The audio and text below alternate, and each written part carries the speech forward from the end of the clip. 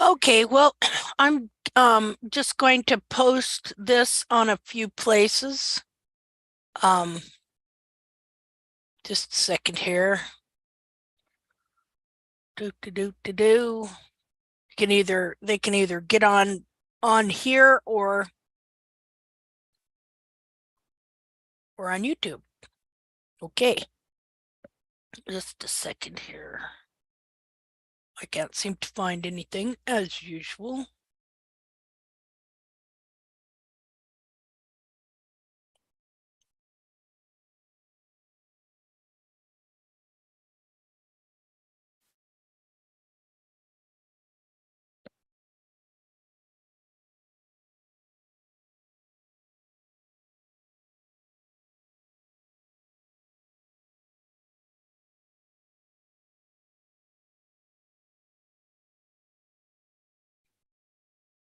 Oh well, I can't seem to find nothing. Let's see. Groups I manage, see more. There we go.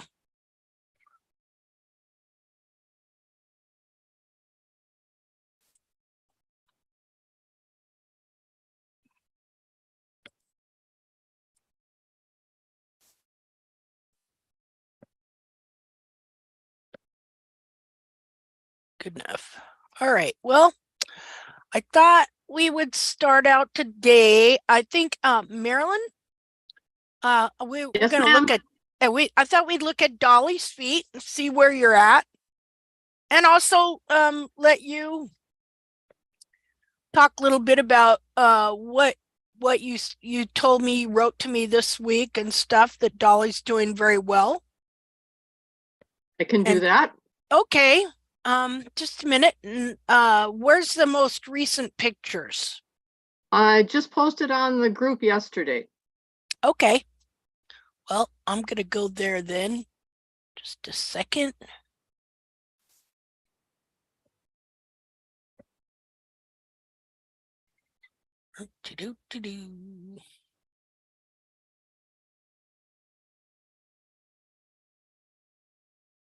In fact, I think we're just gonna go through different posts today. Oh, I believe I found you here. Okay, just a minute. No, screen share. Okay.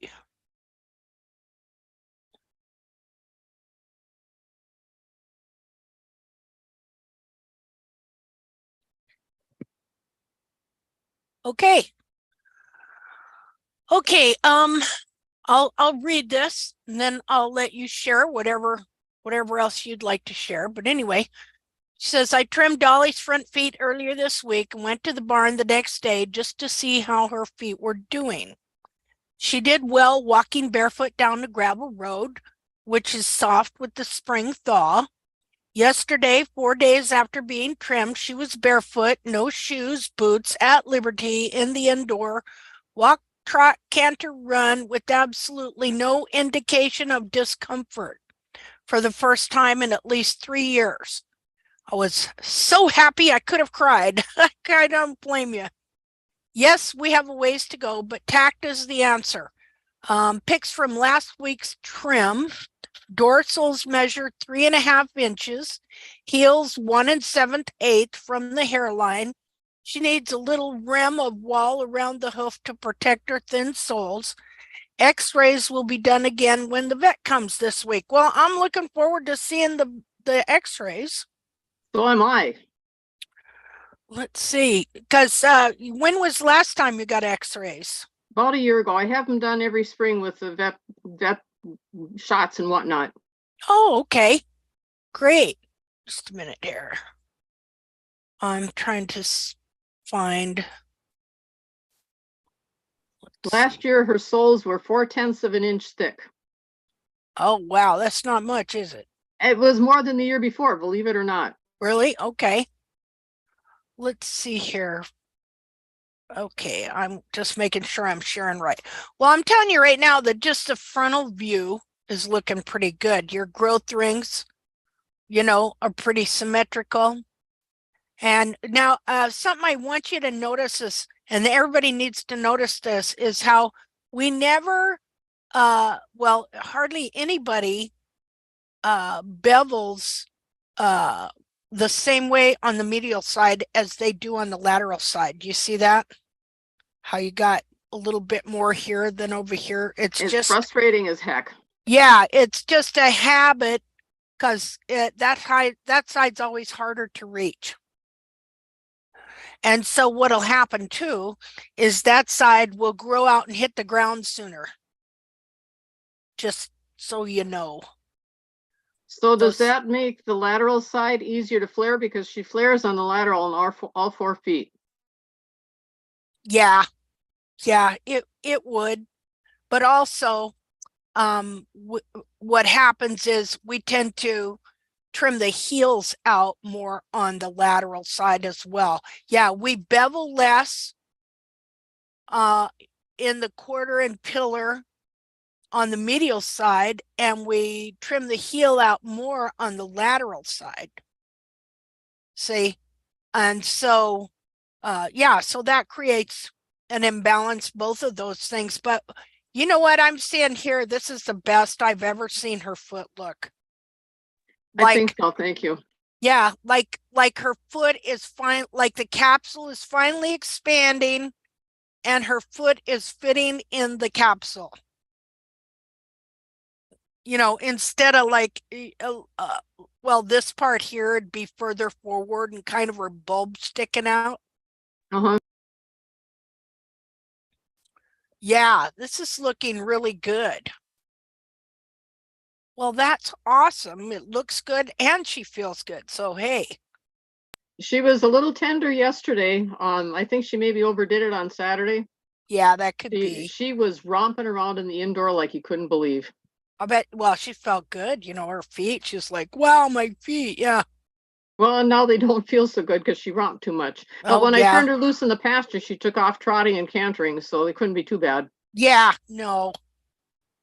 No, they're looking good. And look at here, how this is opening up back here.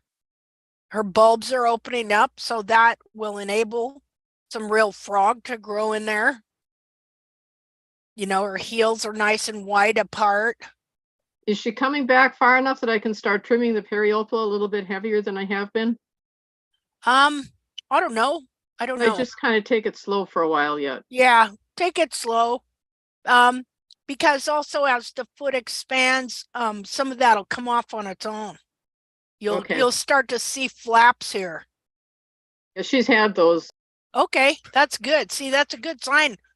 When you come in, well, it's a bad sign if you're trimming the heels out and you see those flaps because it makes it look like the heels grew and you just keep taking them down more and more. But what I noticed was when you're growing stuff back, you'll see a flap and it means that more hoof wall has come in and that everything's moving. So that's good. Yep, that is good.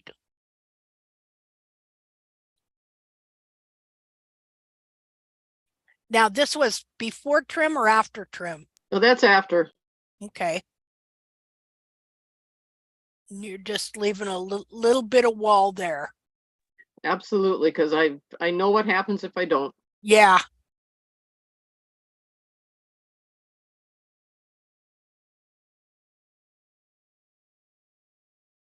Well, I think she's doing great. Is there anything that you would like to add? See now, what we're going to look for here is see how these horn tubules curve down and back? Mm-hmm. Okay, so what we're going to start seeing is they're going to start getting straighter and straighter. Just a minute here. Let me do it, annotate. Let's do red. Okay, Her right front foot has been the big problem from day one. Okay. That's much more difficult than the left. Yeah. Well, and you can kind of see the horn. I'm running into my thing here. Just a minute. Let me get narrower. Okay. Back here, you see they do curve down like that. Here, they go like that and like that. See there? Uh-huh.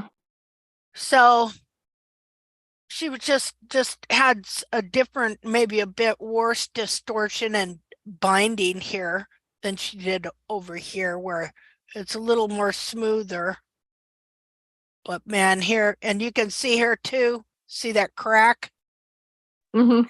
That is a structural crack from the back of the foot being bent down right there.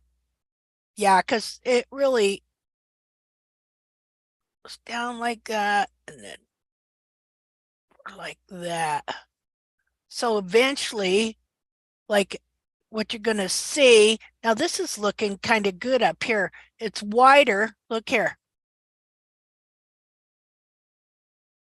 See how it starts getting wider here? Uh-huh. Okay, so ultimately, as this narrows up, because it should be the width of the coronary band groove, which you see right here, you can see where the periopal is a little heavier right here. Okay, that should be the same all the way to the back. I think it's narrow. It's getting narrower than it used Yeah, to be. yeah, I can see that. And all you'll have is, you will have a kind of a flap thing here, like so. Okay, but it should only be, let me do this here.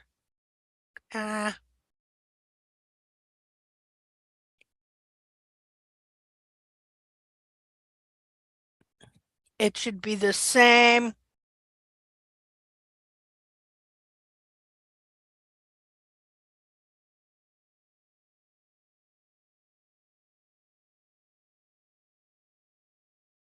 Like that. Oh, what happened? This second. It disappeared on me. Huh. What is going on? Just a minute.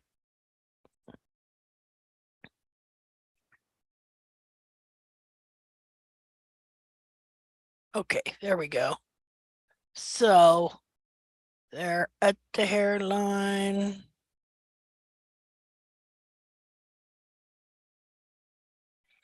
The same.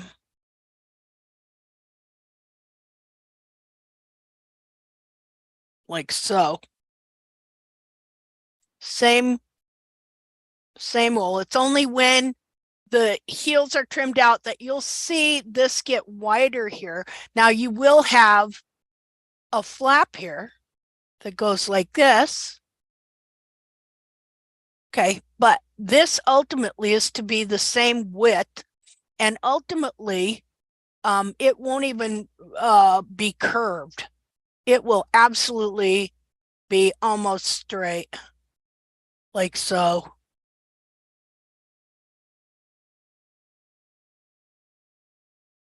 When everything's said and done. Okay, let me undo that there. So this is something you want to be reading, this area right in here. See?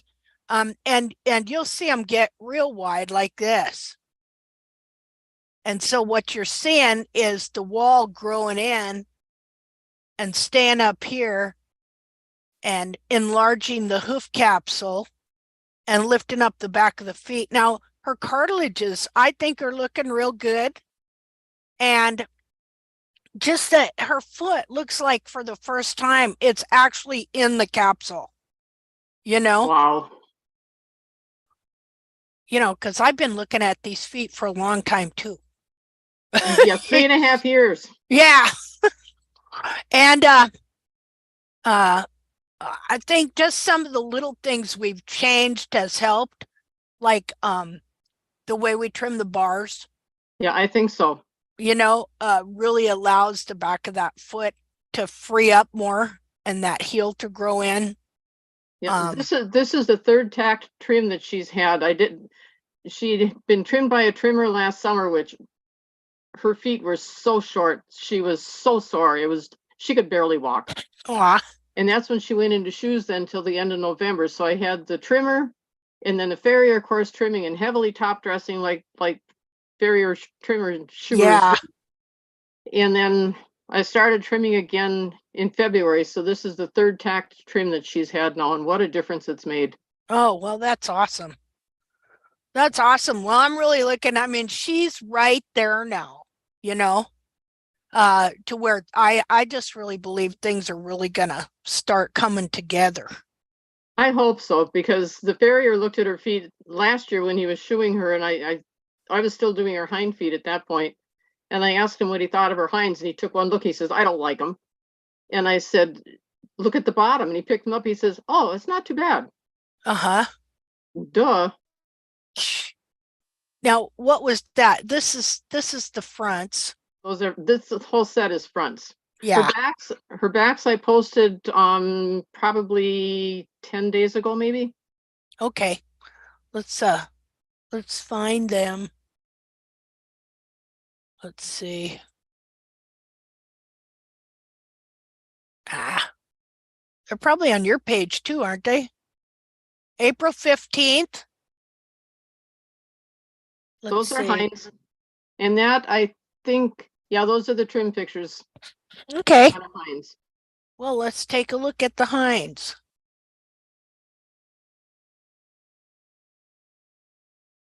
See, same deal here. Her foot's fitting in the capsule.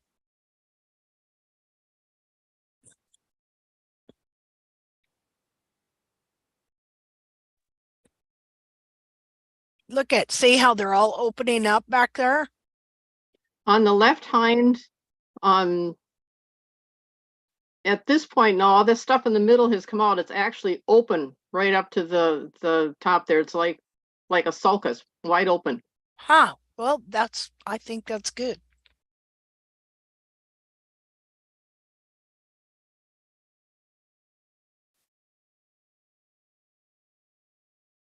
Yeah.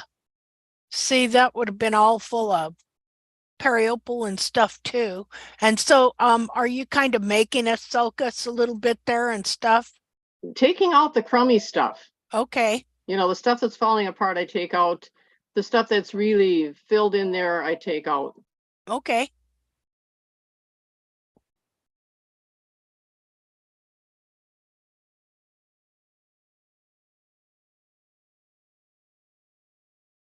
Well, I think she's looking pretty darn good, both in the fronts and the rears. Thank you. I'm hoping so. I wasn't You know? wasn't quite as happy with the hind feet last time, this most recent time, but she's looking better now. I thought that the left hind especially looked really run forward, but it doesn't look so bad now. Yeah, I wouldn't worry about it too much because what'll happen, remember, as the bulbs expand, which they're going to do when you're taking that out of that center like that. Okay, when the bulbs expand, it's going to make this look more run forward. Okay. It always does that. And yeah. And so you can really see that her cartilage looks nice and straight here. And but you can see she's got a lot of bulb here. Let's see. Let's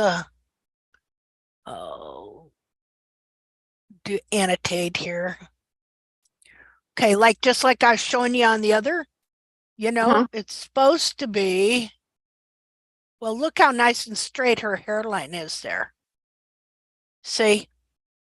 And so then this area here should be about like so, and probably a little longer. Because you can see that her bulb is still, see how this goes down? Yeah, it's still pulled down. Like that.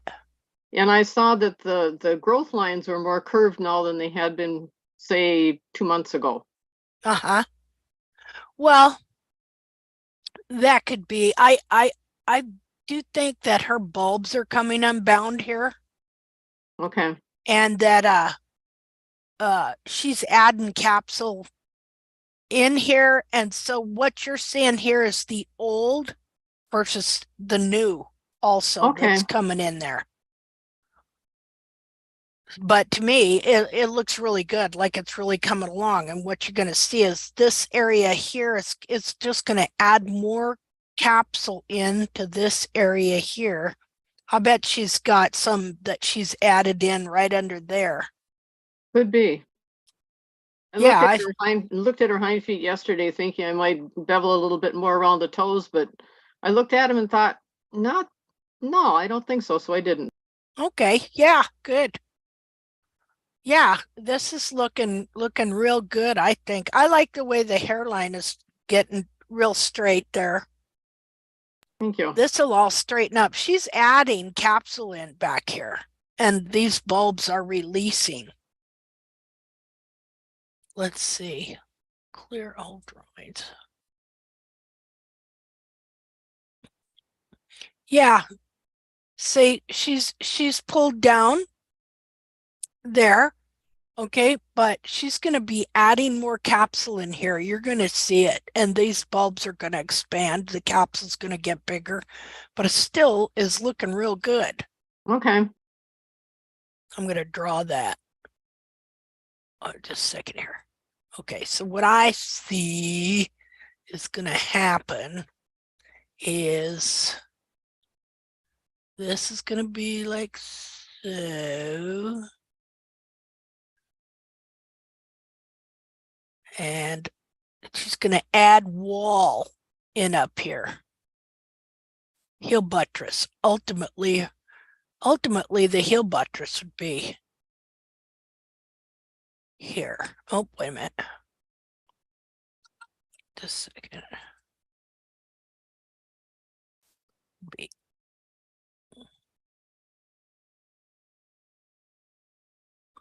So all this wall is going to grow in here. And as it does, this bulb's going to raise up. See how it's pulled down right there? Uh-huh. It's going to raise up into here. All this cartilage will raise up into here. Always do that.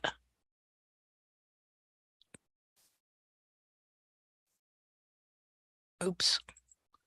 Wait a minute.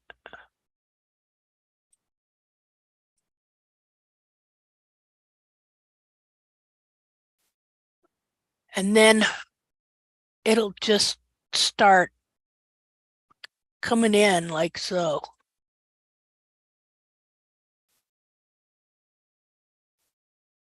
And fill all that in. That would be a full foot there. See?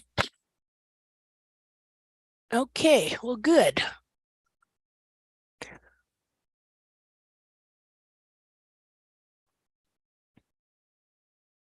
See how she's pulling wide. Her feet are spreading out.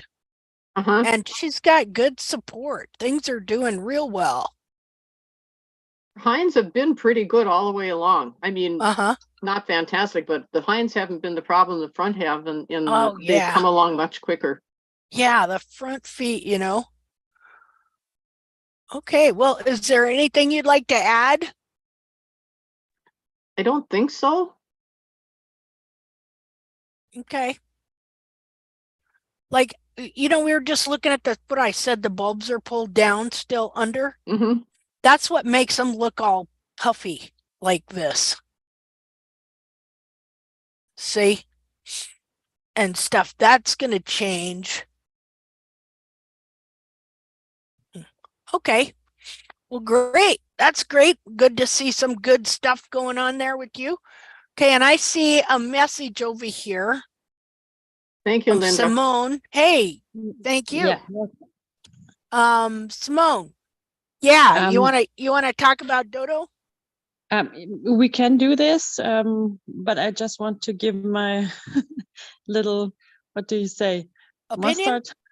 Mustard. Please do. You can just use this picture. It shows very well how the bulbs can enlarge when it's wet, or when you are when you trim the periopal too fast. Oh, like yeah. I did. Yeah. So Is that did you want to show those pictures? Yeah, you can show that picture that I sent you already. It shows the last 4 months from Dodo. And here you can see very fine, very good how it looks like, how it look like when the capsule is not growing so fast as the bulbs are releasing. Oh yeah. Yeah. And the Wow. bulbs releases faster than the capsule grows. See, So, what a difference here. He just has so much support now. yeah. And Wow. right now he's without shoes and all the little the growth rings are more flat. Yeah. Straight. Straight. Thank you. So I'm sorry, my English. That's okay. I think you're doing fine. So, and you see the 4 months, it's just the one on the top is in April, the 10th. Wow. And the one at the bottom is in January this year on the 25th. And I guess he's growing around 6 centimeters, 4 or 6 centimeters. Wow. In that time, and you see the old shoe, the old capsule is growing out. Oh yeah. Yeah. Yeah. Yeah, that's great. I mean, I can picture this just being eventually just straight down here, and he's going to have very high hairlines too. Mm-hmm. And something I've been thinking, you know, all these things that you hear from the farrier vet world, these standard sayings and these standard beliefs. Like one of the standard beliefs is that the back feet are supposed to be steeper angled than the front feet. How many have heard that? Anybody here? No, I don't hear that. Yeah, it's called like 10 degrees steeper than the front. What? I've heard that. That's what they say, yeah, usually, that the hinds are more steeper. Yeah. And so I've been thinking about it. Like sometimes, you know, the truth is like right in front of your face, but because you've been fed the lie, which that's what a lot of this stuff is, just a lie.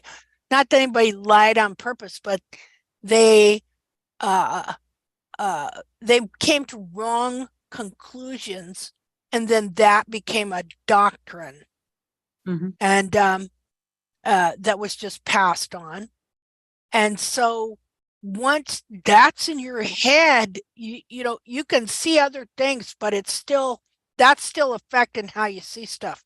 And so it's been in the last month or so, I got to thinking about that. A bunch of stuff just come together for me. I thought, how about that's not true? I'll bet it's the exact opposite. I'll bet the front feet are supposed to be steeper, higher hairline, steeper dorsal wall than the back feet. And I'm not going to make it into a doctrine yet, you know, but it just started making sense to me with the stuff I've been seeing. Like, for instance, why is it that you see so many horses with so many problems in their front feet? Way more than the back feet. You know, I think it's just my opinion at this point, but I do have some stuff to back it up. Of course, it would take more proof of this. I think that the front feet are supposed to be steeper than the back feet. It would just make sense since everything else is the exact opposite of what they teach. All right. So, hey, here's another one. You know, it gets so that you find so many errors in what is taught. At first, it's kind of freaking you out, like, oh my goodness.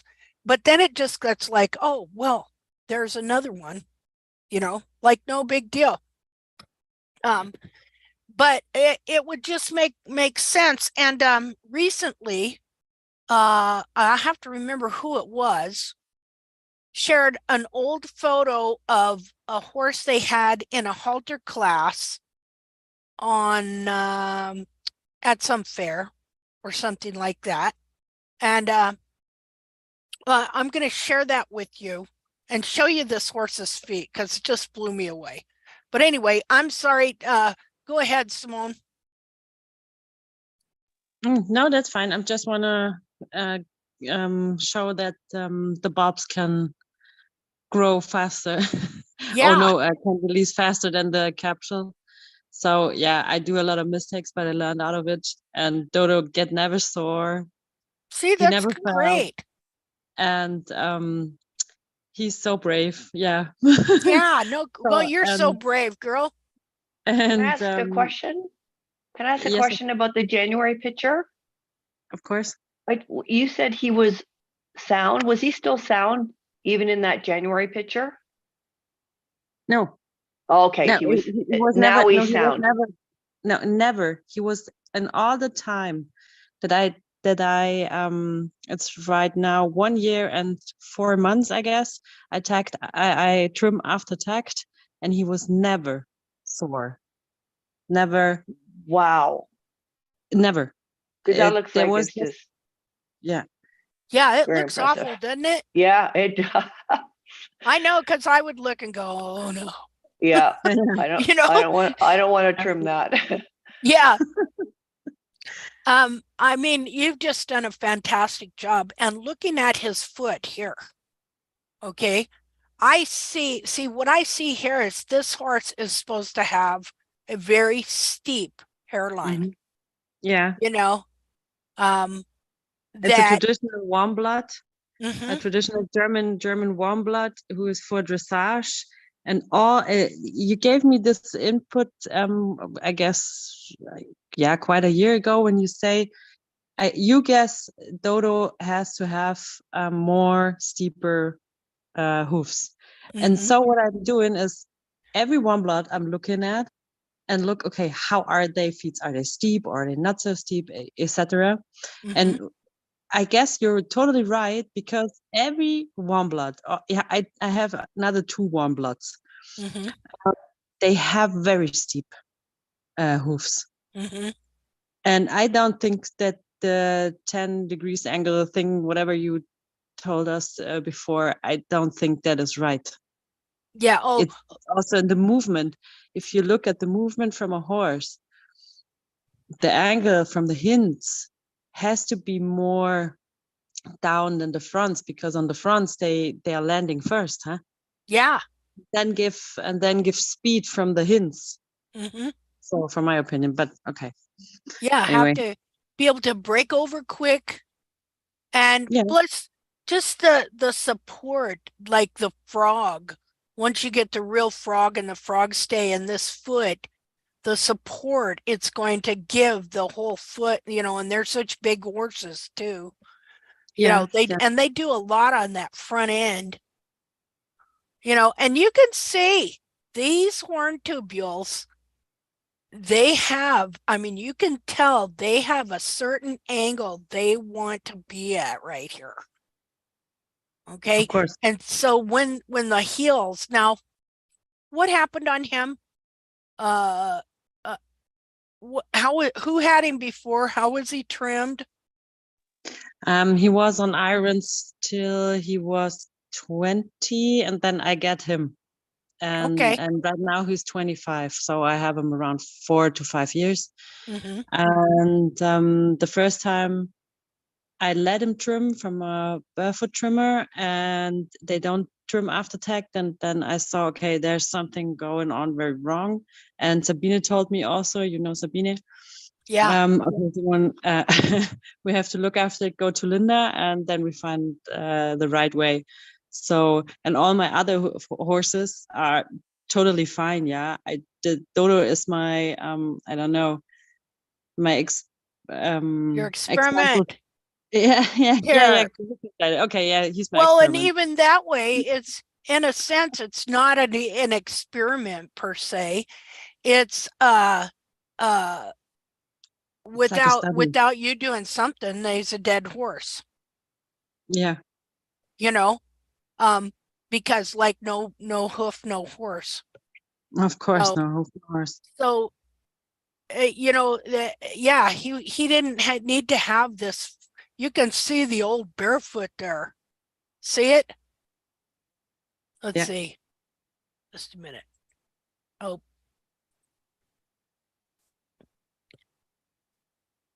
I thought I had it on this one where I was enlarging it so people could see it better. See that? I mean, the fact that you've grown all this onto this foot, it just amazes me, the difference here, you know? Mm-hmm. That's just wonderful. This part of the foot is awesome. And like you say here, you're growing this out and off, slowly trimming it as it comes back. Now, okay, I see he's got some oh, what am I looking for? I can't find the word. I haven't drank enough water today. Grooves here, but they're natural grooves from where the capsule was bent or whatever. Have you thought about just taking, I'll have to dig out the pictures where I took, like, you know, a hacksaw blade is very thin, or a coping saw blade, very, very thin, very narrow. And you just do a thin cut through about, a third of the hoof through the hardest tubules. And what happens is then these grow down, and instead of following these out like this, they're more prone to want to grow down straight. Okay. That's Okay. interesting. Yeah. And I did that. See, I did that to Valor when his foot was looking a lot like this. And I was like, how do I grow out the flare or the diverging hoof capsule or whatever it is without thinning down the dorsal wall, you know? And so what I did was I took a coping saw, let me show you what that is, just a minute. And a hacksaw will do the same. I think a hacksaw has finer teeth than a coping saw. Yeah, probably, but it's small like this. Just a minute here. And do. See there? Oh, I see what you mean. Yeah. Mm-hmm. Okay. Just a thin cut through the wall, not all the way in, but like about a third of the way through the hardest horn tubules, just to make a separation between the ones growing straight down and the ones then which diverge and are flared out. Mm-hmm. See, and what that does is it encourages the top wall to grow down straight. Okay. Because those horn tubules are like a hair. Mm-hmm. Okay, so the ones coming down are following that curve. So right where it curves, if you take it, and look, see these saws are not even as thick as the hoof wall at all. And so you just put just one cut right above there, and it works really, really good. I'll see if I can find a picture of Valor. I had the picture of the whole series that I did of the saw, how deep the cut was, of the progression, how the hoof grew out down straight, and how I was trimming back and off the flared part as it grew out and down and stuff. And man, it worked slick. So, okay. Hi, everybody. Hello. I'm Angeliki. Hi. I did the same thing. Do you remember Linda some years ago? And it worked fine. But at the time, we didn't know how to dress the bulbs and the periople. So it didn't work the way I would expect to. But it did work. Mm-hmm. And it's just a small cut on the hoof wall nothing affects anything else but Yeah. the tubules. Yeah. So I think Simone should try that. Yeah. I think that would work great. And Yeah. when I'm Yeah, I done, will try that. Thank you. I- Linda, do you mind? Can you just annotate it that I can have a closer look to it? Just annotate it on the picture from Dodo's hoof. yeah, just what do you, oh yeah, to show you where you would put a cut. Yeah, that would be great. Okay. And I'll go find a picture of Valor's foot here in a minute and show you too. Let's see here. New share. I thought about doing Simone. that with Dolly and you said it wasn't necessary and I was so glad. Yeah. Okay, so let's see here. Annotate. Let's see. Simone, may I ask you, did you post these photos on our page? No. No, I May don't I post it on borrow the. this May I borrow, and this is something I wanted to ask some time ago. When we post something, are we allowed to copy it and to use it? Because every time I ask for a permission, but that helps me to show what we are talking Yeah, about. In fact, anything But, of mine, yeah. But anybody else's, I would ask. Anything of mine, you can use anytime. yes, because you know. sometimes I need the specific photo to show it. Like here, Dodo's, for example. I have horses that looks like exactly like Dodo's. I can send And, you the pictures on the private messenger, Angeliki. Then you have the good quality, the better quality than. Thank you I very would much. Every No problem. time I ask for permission, but we should decide about what we can post or what we cannot post. Yeah.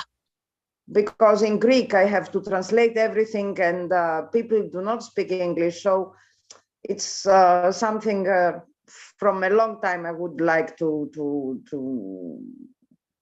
put in some rules on that. Okay. I mean, I know that in internet, once you have posted something and you publish it, it's free to use.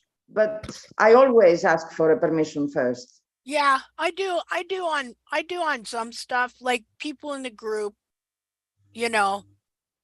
But then there was the deal too, okay, that I had for a while to where, you know, people come to this group, they don't pay nothing, people get free help. So we ought to be able to use any picture, anywhere, anytime, as long as we're not using a person's name or it doesn't reveal where they're at or anything bad. You know what I mean? It's not necessary. Just the photo of the hoof is necessary. Yeah, to it's show. a hoof. Like, who cares?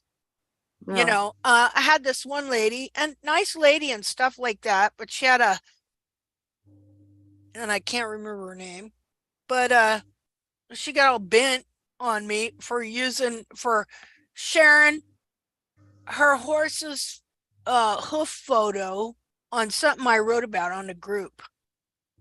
You know, I was helping her in Messenger pretty much. Okay. And like, who knows? Nobody knows that's your horse's foot, you know, and wasn't no bad deal or anything, but she got totally bent, you know. And so I guess I need to tell people that again. Hey, you come here with this a research group. We're going to use these photos. We won't use your name unless you want us to. We're going to use your photos to help others and to use as examples. You know, I think that's only fair. I mean, what does anybody else think? I agree Well, completely. Agreed. Yes. Oh, yes. Me too. Yeah. Me too. Yeah. You know, like, who's Agreed. going to know? Most people don't know a hoof from a whatever, you know. So, But Simone, you should be very proud of yourself oh with this man, work. yeah, Absolutely. It's a new horse, and it's very nice for me to see this photo because Benenitra is 26 now. So I have some chances to yeah, get better and better. yeah. See, this is what's really great too, is how old this horse is. Yeah, he's 25 How and he's wonderful. Yeah. walking like a big dressage horse. Wow, So that's awesome. that's totally awesome. See, because this is all going to be great for when these dressage people now that are all going barefoot, when their horses get crippled and they need to fix them. See, Yeah. well, it's the Well, truth. he won a lot of prizes, and then he's getting older and older. Mhm. And the young lady, I guess she was almost 16 or 17. Uh-huh. She just throw him away. Yeah, you're like trash. You're old. I don't like you anymore. And Aw. he was totally broken on that time, and he was just 18. And Hey. you can do every dressage lection, or I don't know the English word. He knows he knows it all. He knows it all, and Aw. he just do it, and he can he can gallop. I don't know the English word, gallop in like he's standing, and he's Wow. turning around, and Wow. he has so much fun with it, and I'm totally freaking out for those persons who broke those horses so hardly. Yeah. He's Yeah, not well, worth him anymore. So they go through them, you know. yeah, They're going to be Yeah. going through now that they're all adopting barefoot. yeah. Who is that of course, now I have to explain this. That when I say barefoot, I don't mean like a horse going without shoes. Barefoot, a horse going without shoes. When I say barefoot, I am talking about a specific method of trimming that is totally based on error, that was developed around one dead wild horse that wore its heels totally out. And so myriads of people assumed that every horse's feet should look like a small triangle, like what you have on Dodo here. Here, wait a minute. Watch. I'll do this because you got the barefoot here. This minute. Let's see. Okay, so I'm going to draw what they thought his foot should be like.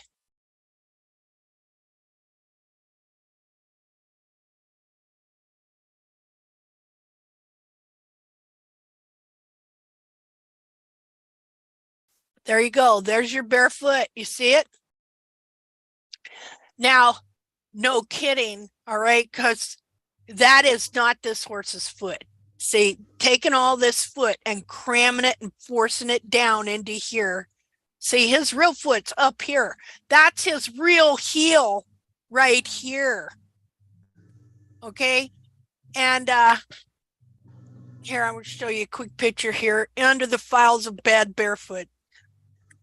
See, natural barefoot trimming is not based on healthy feet.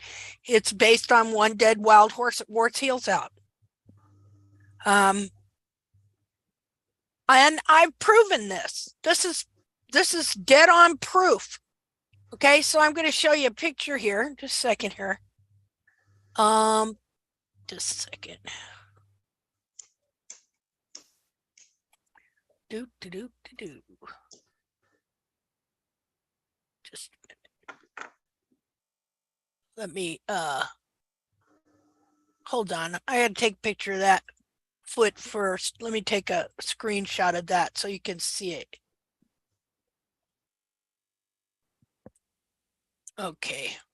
And then I'm gonna remove that. Just a second here.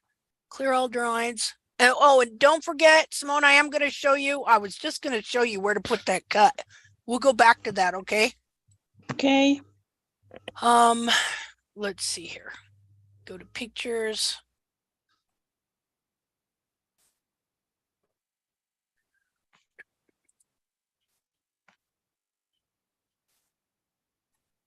Okay.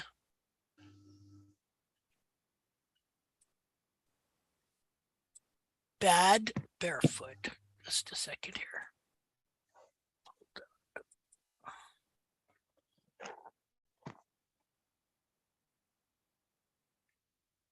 Here we go. New share. Okay, so this is what they're teaching everybody the foot should look like. Okay, so I just drew it on that other foot, and this horse does not have feet like this. Okay, now that a horse can adapt. Okay, here's the one dead wild horse. A rear foot became the poster hoof for the natural hoof care movement. The rear foot of a wild horse that wore its heels completely out. And it ain't healthy. That this horse adapted and lived like this for a certain amount of time, yeah, they will. Horses adapt. But we don't know what it did to his joints and his tendons. Why did he die at the Litchfield Corrals when BLM run him in? You know, what happened there?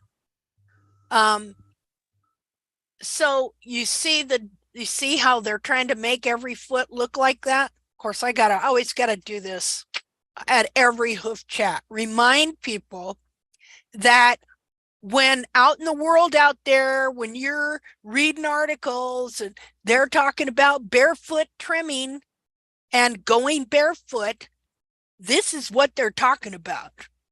They're not talking about understanding and knowing the true anatomy, because they have based all of their conclusions on this one foot and that one guy's book. The one guy's book where he took and measured the heels. He said he measured the heels on 107 wild horses and they were all exactly 1 centimeter. Well, that's bull. Okay? That's bull. If I ever get the money, I'm going to go to the Litchfield Corrals, and I can tell you what, I can stand at a distance and tell that most of them horses are going to have more foot than this, and this is a rear foot to boot.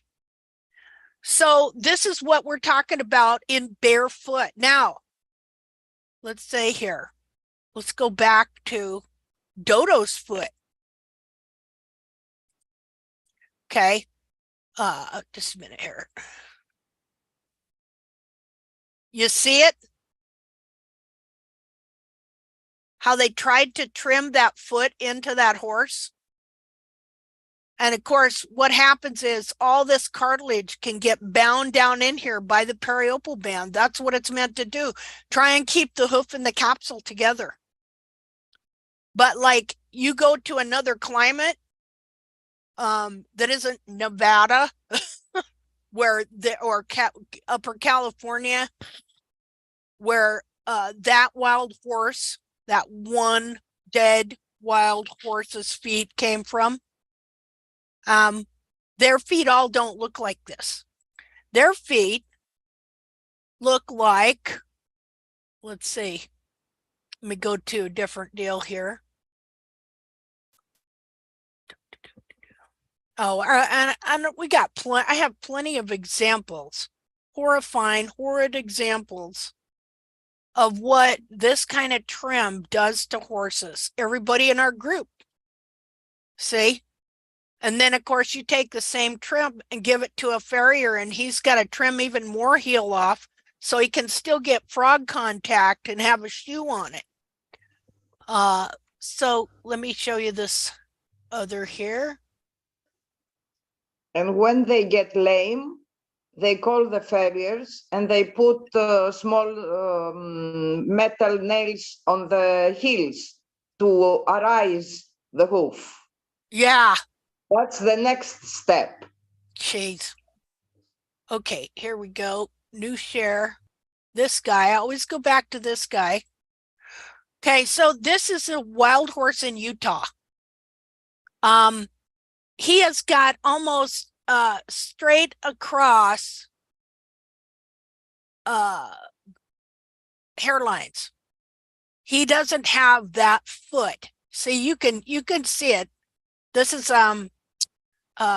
where is it? This is a video on YouTube of this guy. Say now they would say, well, that's a club foot. No, it's not. No, it's not. So look at it, this horse and some other horses. Let's see here. Okay, there's our poster hoof again. Okay, this is the hoof they think every horse should have, that they try and force on people. Now this, I believe, is from the same horse, but this was a front hoof. Okay, and look at how this horse has more heel, or this foot has more heel right there, but it's totally underrun and pulled down. You see that? Okay, why didn't they use that horse's foot for their poster? Well, they used this horse. They just didn't use the front feet. They used the rear feet. This one foot became the poster foot that we're all supposed to trim our horse's feet into. This one just kind of disappeared off the face of the map. This is the front feet of the same horse. What happened there? Why don't we show that? So there here's your rear foot. And well, one's, I don't know, it might be the fronts, the rears, but there you go. That foot there. So that's a famous foot. See, I didn't make these. These were all over the internet. And so you put this in a person's head, and this is what they're trying to trim their horse into. Giving them a 30-degree hairline. Okay, now this horse here, 3-year-old mare, look, she had plenty of heel. See there? And this horse here, totally different. Look at, now Dodo's hooves are more like this horse, wouldn't you say? I mean, the capsule's taken off right there. All right, but this is the foot, more the foot that he would have. Let's go back and look at his foot again. Where are we at here?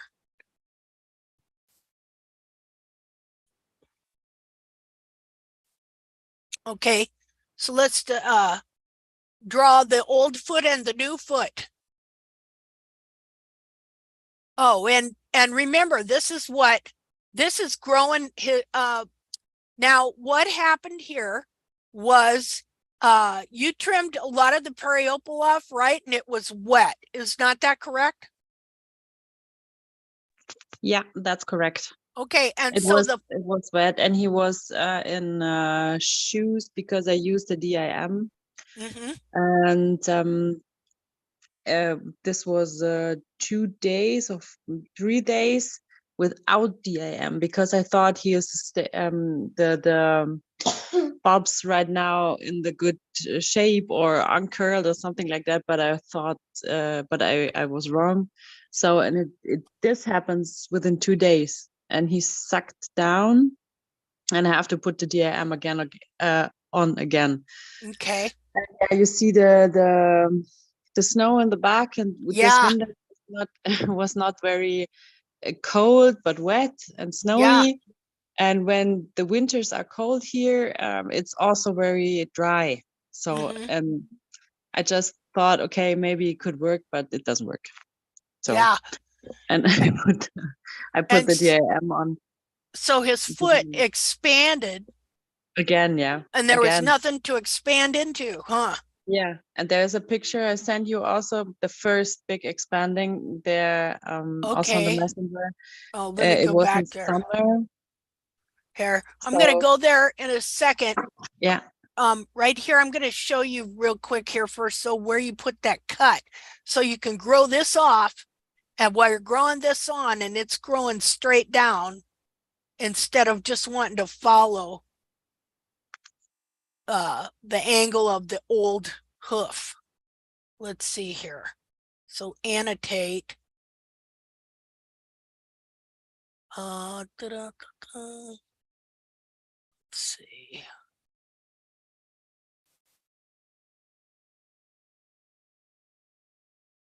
Try this one. Okay.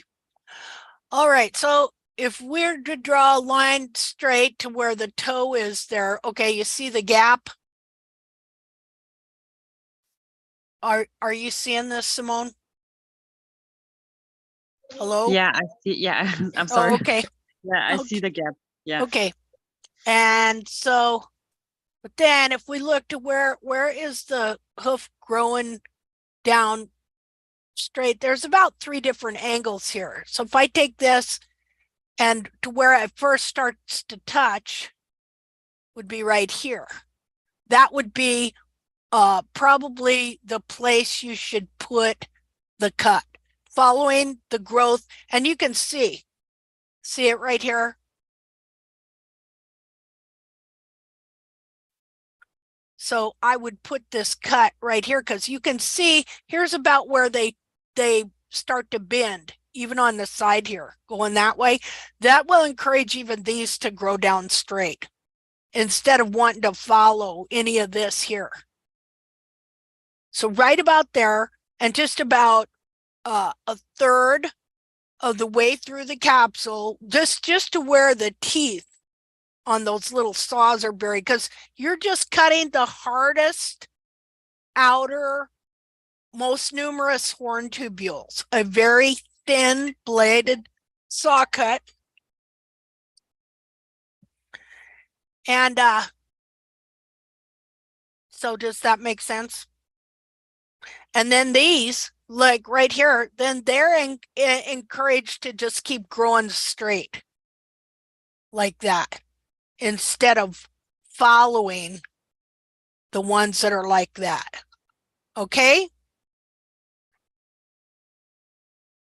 Okay, let's see.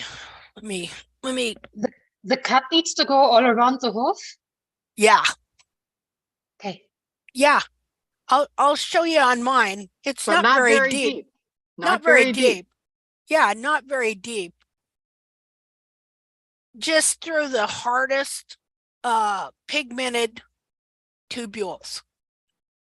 I've got some pictures. Let me see if I can find some of the pictures. Just a second here. Linda, while you're looking, I just wanted to ask Simone. Simone, do you have a photograph? Sorry, I joined the chat a little late, so I might have missed it. But you've got the photo of Dodo's foot where you've trimmed the periople and the bulbs have sort of, I don't know how to explain it, but, you know, moved back. Do you have a photo of his hoof when you got him initially, before that happened? I have a lot of pictures, around 1,000. Yeah, I can look for it. But it takes time to find that picture. Oh yeah, no, thanks. If you do find one and you feel like sharing it to the Facebook page or sending it to me privately, it's just very encouraging to be looking at your horse's feet and seeing such progress, because it's kind of amplifying that ugly stage that Linda talks about, where you look at your hoof and you think, oh my goodness, it's way worse than when I started. But actually, there's like a process that has to happen, and it starts looking really like out of proportions in the wrong areas, but actually the foot is just moving into the right place. Yeah, I get when I have more time, maybe I do a little pamphlet and show all the steps. All the steps that I'm going through, because I have a lot of blood to, there's a hoof chat you can see on the YouTube channel from Linda. We have a YouTube, we have a hoof chat, especially for Dodo. And there you can see a little bit more. Hold on. when the, yeah.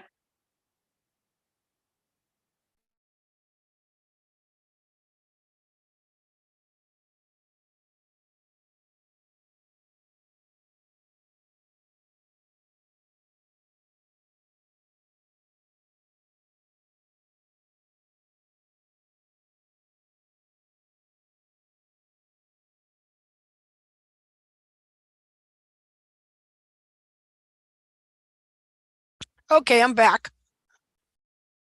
Okay, yeah, isn't there a deal on YouTube about that foot? Yeah, we do a hoof chat last year in September. Yeah, I'll I see guess. if I can find it. Yeah, maybe I can find it too. Are we allowed to share links on Yeah. the chat here? Yeah, Okay, then I will yeah, find whatever it. you want to do. I will find because pictures I can't share on the chat here on the Zoom meeting. I'm not allowed to. Oh, it won't let you? No, yeah. Oh, I'm gonna have to figure that out so that people Because can do that. the last time when you are out of the chat, Angeliki just talk a little bit more with us, and we want to share some pictures, but it doesn't work. So Oh, okay. maybe we can. I can set can it fix up, that. I think, so anybody and everybody can share. Okay, so I tried to find that link for the YouTube Let's video that you have the chat. see here. Linda, Yeah, I have a question from Jackie Schroeder. okay. Well, I don't She want any says- question right this minute. No. She says, my computer is not working, so I'm Oh. using my cell phone, don't work for it, and she cannot speak to you. And she asked me, can you ask Linda where the soul ridge would be? Okay, no, not right now. I can't do that. Okay, just But she asked me. Soul Ridge, I can't right now, Jackie, but yeah, because I'm right in the middle of this, so no. But I will here in a minute. Except on what? We're not looking at the Soul Ridge. We're not looking at the soul. This has nothing to do with the soul yet, but I'll try later to answer your question. Okay? Okay. Okay, all right. So, right here, this was when I wasn't trimming after Valor had bare feet. Let me see if I can find what his foot might have looked like. Oh, well, here we go. Something like that. See, no matter how much I tried to get that 30-degree hairline, his foot kept raising up, and so I finally figured out what happens is the foot does raise up, and then it takes this hoof wall here and it pulls it around the side and curls it in underneath it so that it supports it on the bottom. So let's see here. That previous picture was a great one with the hacksaw mark on it. Right there. Oh, well, there's yeah. the hacksaw line. So here you go, but that's when it was grown out quite a bit. I got another one here, just a minute here. Okay, so this is what I wanted to grow out without having to dress down. And see, this is what happens when a barefoot horse grows his foot out. Because in reality, you have trimmed out the heels and underrun them. That is what's happened. They're underrun because you've pulled this whole cartilage, this whole hairline down and under here. Now his foot grew out and the bulbs expanded. And so this is how I grew it out. You see here, the process is all finished on this foot here, but let's look this way here. Here's an example of the cut I made around the whole thing right there. Here's where it's grown out over here. You see how it helped these grow down straight And as the foot was growing out, I kept trimming that off and back. See, and I didn't dub it off real heavy or hard, you know. And so that's how that grew out, like that. So 6 months from here to here to grow that ugly and it was on both front feet. Just ugly like that. I wish I would have known what I was looking at then, because I had plenty of opportunities to really fix my horse's feet, and I didn't know, like at that time, we didn't know about the frog stay or the other things the periopal does to mess you around. Didn't really understand about the cartilage. Yeah, lots of things. Here you see, okay, there's a good example of the saw cut. See there? That's not much of a cut. And it's not very deep. So here's somewhere. This was how the foot expanded and wouldn't fit in those soaking boots anymore. That's when I first started getting a clue that the hoof capsules were getting bigger. Let's see here if I can see anything. Oh, well, here's another one. See the saw cut there?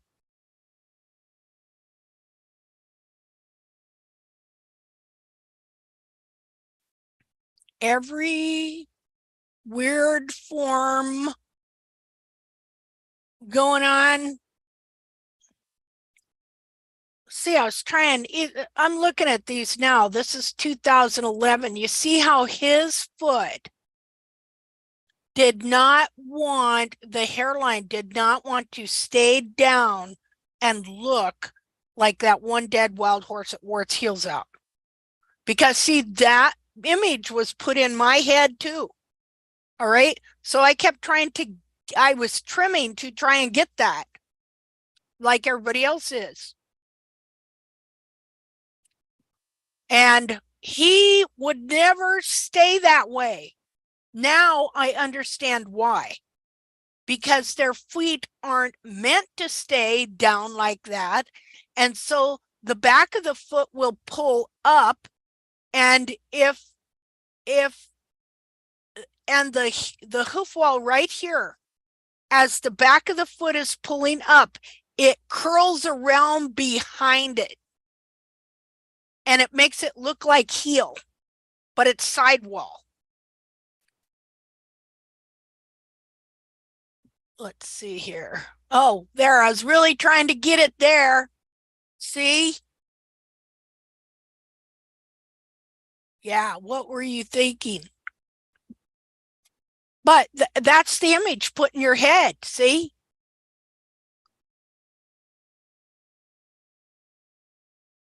But his foot would never stay that way.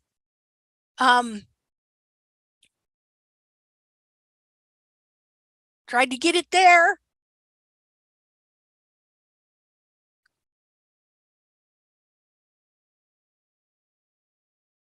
You were doing what you thought was right, but you were open-minded enough to see that it wasn't.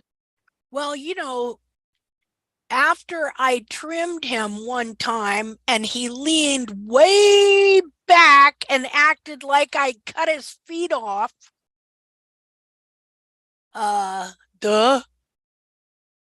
You know, that gave me a clue. I kept thinking, oh, that gravel cruncher's right around the corner. Nope. Again, here's that cut. See, it's not much of a cut and it's not very deep at all. But see how much better that way you maintain the stability of your whole foot. To where if you dress down the foot, you totally thin the bottom of this out and weaken the wall at the place where it connects to the sole right here, where it is most needed. The strength is most needed. That's why, that's one thing, say one thing about it, I never did well, maybe at first I might have did those Mustang rolls. Like here you see it's a little stronger after, but I just barely do a bevel ultimately. And you can even see on here how at the bottom it bulges.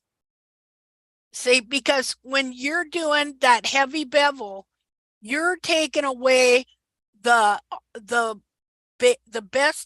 strongest part of the hoof capsule, which is the outer. The outer is the hardest, and then as you go in, it gets softer. So if you do a heavy Mustang roll, as they call it, around here, then there's the wall, it cannot support the sole that is connected to it behind it. You know, there's another one. See, that does not hurt that wall at all. All it does is it encourages this horn tubule here to keep growing straight instead of if they happen to be curved and going like this here. Okay. So, okay, so we're going to go look at that other picture of Dodie. People, I want to confirm everything that Linda says because I was following her like a puppy. I have done everything she has done. Including the bad stuff. Yes, good and bad, of course. And I've tried everything. So I wanted to ask Linda now if these changes we made can affect the growth of the hoof permanently. When we didn't know and we were trying things, can affect the horse permanently. Yeah, I don't know. I mean, what do you think? Well, here, let's look. Wow. I'm just looking at this picture that Simone sent, going, wow, just a second. Yes, me too. That's why I was so excited. Because, okay, this horse is how old, and look at how much she's been able to correct these feet. You know, look at the humongous cartilages on him. That foot should be enormous. Man. Not gonna be, but it's not yet. You can see the part above the tiny foot needs to be so much bigger. Yeah. Yeah, wow.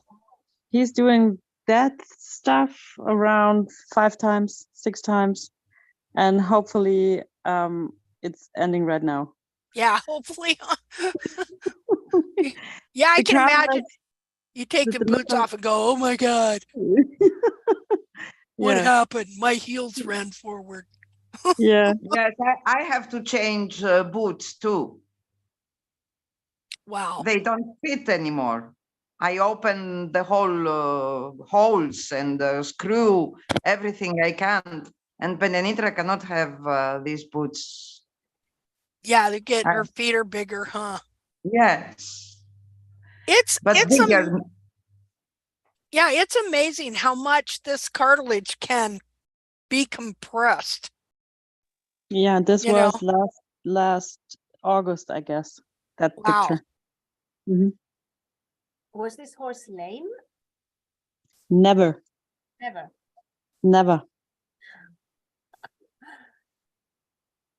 See, now imagine all this is compressed into a nice, neat little package into this little part of a hoof capsule here.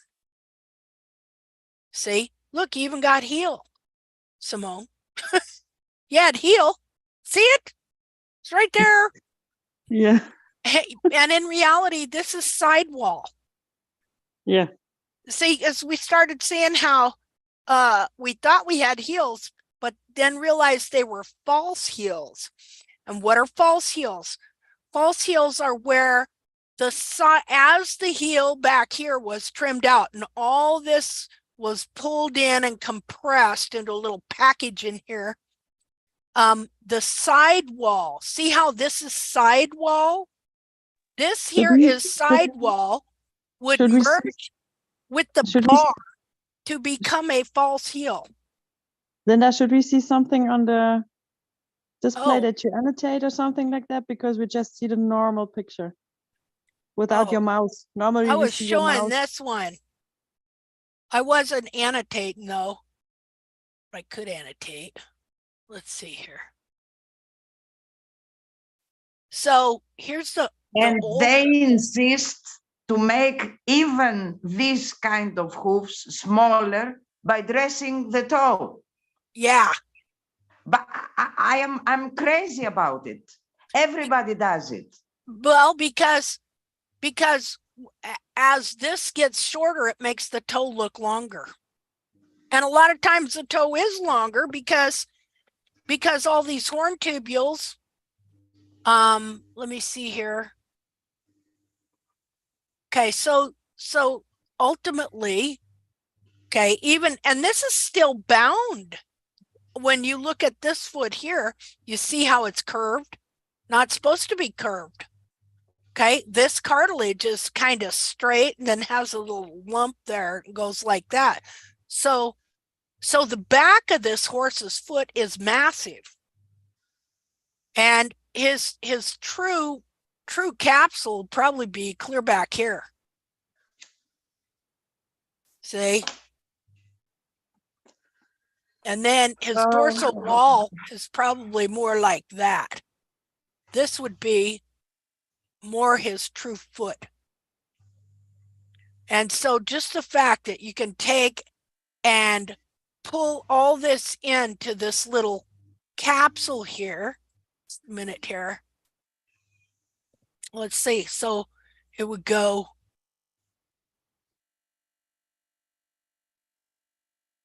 like so. See, something like that. Well, of course, this hairline would be pulled down like that. See that you can cram their whole foot down like that into a smaller capsule is pretty amazing in general, you know. So she trimmed off a lot of the periopal and the foot just decided, well, yeah, to release out the back like that. And so then ever since she's been trying to grow this hoof capsule on here. And so now you've got the remnants of this piece of wall here. The remnant of that, let's see, over here, just a minute. Okay. Simone, Dodo is my hero now. Mine too. Yeah. It's the first nice pictures we have from a horse decently change his hoofs. Yeah, this is awesome. I'm It's gonna amazing. take But those I'm two. Oh, go Look ahead. at the- Sorry. I'm sorry, look at the bulbs in the back. Look at the shape of the bulbs. I'm so happy with that shape. I'm The gonna back. take a picture of these two So if you compare it to the other, together. oh my gosh. Just a minute here. I'm going to take a picture here of these two together and then put it up together so we can compare. Just a second here. Yes. We should send sacks of carrots to Dodo. Yes, he deserves them. Yeah, Oh, he would be happy about that. I know. We are all happy about it. Well, I'll tell you what, the commitment the commitment that you have had for this horse and doing this, and just the faith. See, the faith. See, people think, oh, faith is when you believe in something you can't see. No, faith, to an extent, it's like that. But faith is when you can see a truth of what something could be, can be, and then you work towards that goal. And then you see it come to pass. See, and that's what's happened here. You know, from what we have been learning about what these feet are supposed to be, why they're distorted, what they should be, and then working towards that goal of trying to grow that, help that horse grow that, you know. So you share. Wow, look at that. See, that's really amazing. What's amazing is how this piece here has just been growing off of it, you know, and all of this back here in the back, I'm not marking on it. I could, I suppose. Let's see. Okay, so yeah, wow. Look at, I mean, look at that. How that's all bent down. And then look at the difference here, how it's straight. See? That's really amazing. Huh. Okay, so let's see, if Jackie, if you can hear me, what was it you wanted to see a soul ridge on? Because we're pretty much done with Dodo now. If you can, you can send me a message in Messenger. Let's see. So what I want to say, thank you for all that support to Dodo. Oh, without yeah. you all, I don't know if I'm giving up. I don't think so, but there's no other option to go further with tact. But yeah, it helps a lot. It helps a lot to have you around me. So all of you. So see all the problems with your hoofs and yeah, know more and fill up my knowledge leak or my knowledge flap. see, well, you've done great. And see what, you know what they do? They'd come in here thinking that the thing to do would be to cut this heel off here, which would just make the problem worse. And over here, you can really see his foot wants to be as high as what you're seeing, that heel right there.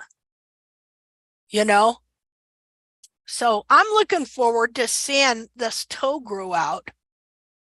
What's the other foot like? The other foot is covered with dirt and mud, and there's a shoe on it. No, oh, there's a shoe. Oh, you mean a boot? Yeah, there's a boot on it. I'm well, sorry. I see that. Oh, I don't know That's what not you what mean. I meant. Oh, I'm sorry. Because we're talking here, and my kids have to go to bed, and I have to fix them to bed, and okay. I just heard my little one, so okay. Well, we'll let you go. no, that's fine. That's fine. And next week, can we see the other foot? You mean the hind foot or the The right hidden one? foot. Yeah, the one with the boot and the mud and the dirt on it. With the boot off or whatever. Yeah. Yes, of course.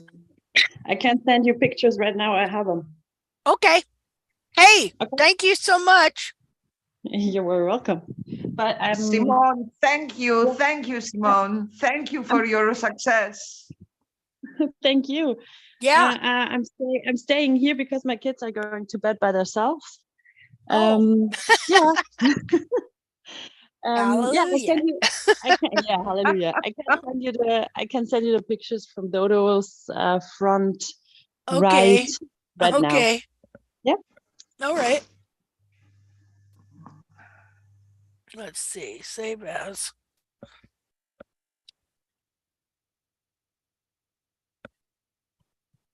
Yeah, that's really something.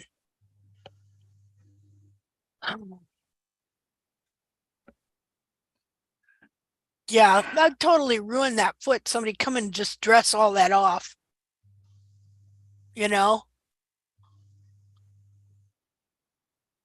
I Let's tried see. to explain to the farrier that top dressing thins out and weakens the hoof, and he just couldn't understand it. He could not wrap his head around it. Could not wrap his head around it. And it's common sense. Yeah.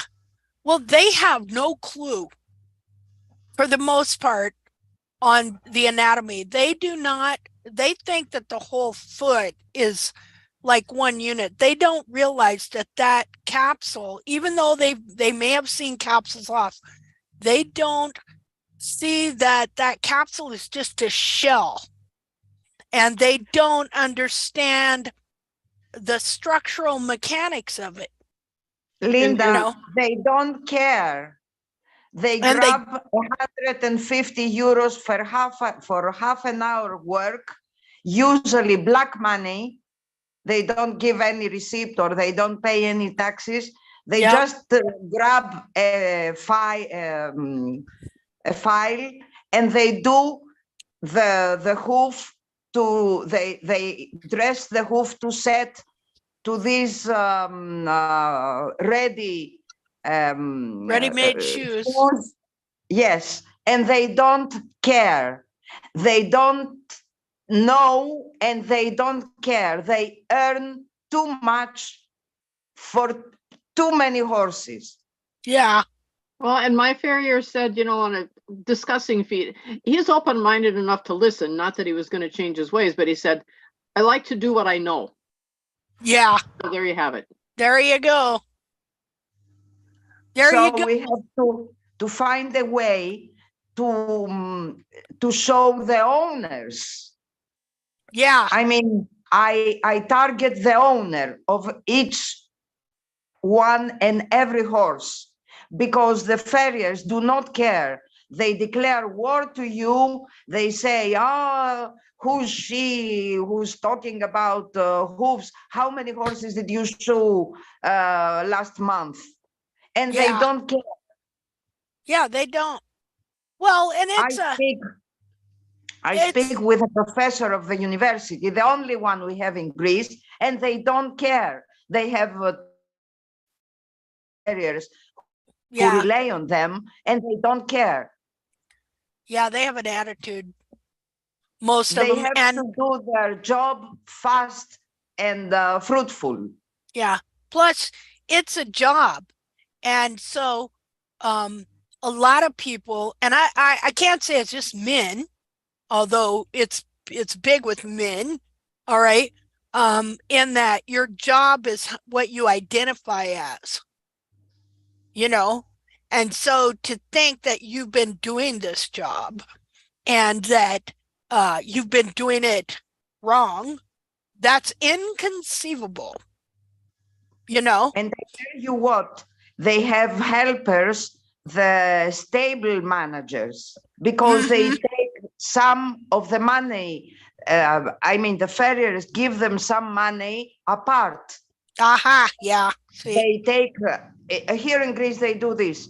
They take 150 euros for each shoeing. And the 50 euros go to the stable manager. Oh, kickback. That's what we call that here. That's like a bribe, like a kickback. Yes. And when you talk and you say that this horse is lame like this, they convince the owner. For example, with me, when I talk to the owner, they say, don't listen to her. Who's she that she knows about hooves? How many horses she's showing every week? Yeah. It's a declared war for me, the whole situation. Yeah. Yeah, that sounds about right. You know. And I tell you, some of the owners try to to speak up, and they really frighten them, because they say, okay, if you're not pleased with the work I'm doing you, I just leave you, I go to the next one. Yeah. So owners are under pressure, and they can be under the pressure from the person that manages the stalls too. Isn't that right, Marilyn? See? Absolutely. Yeah.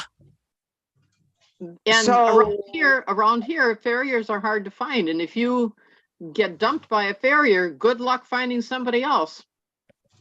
Yep.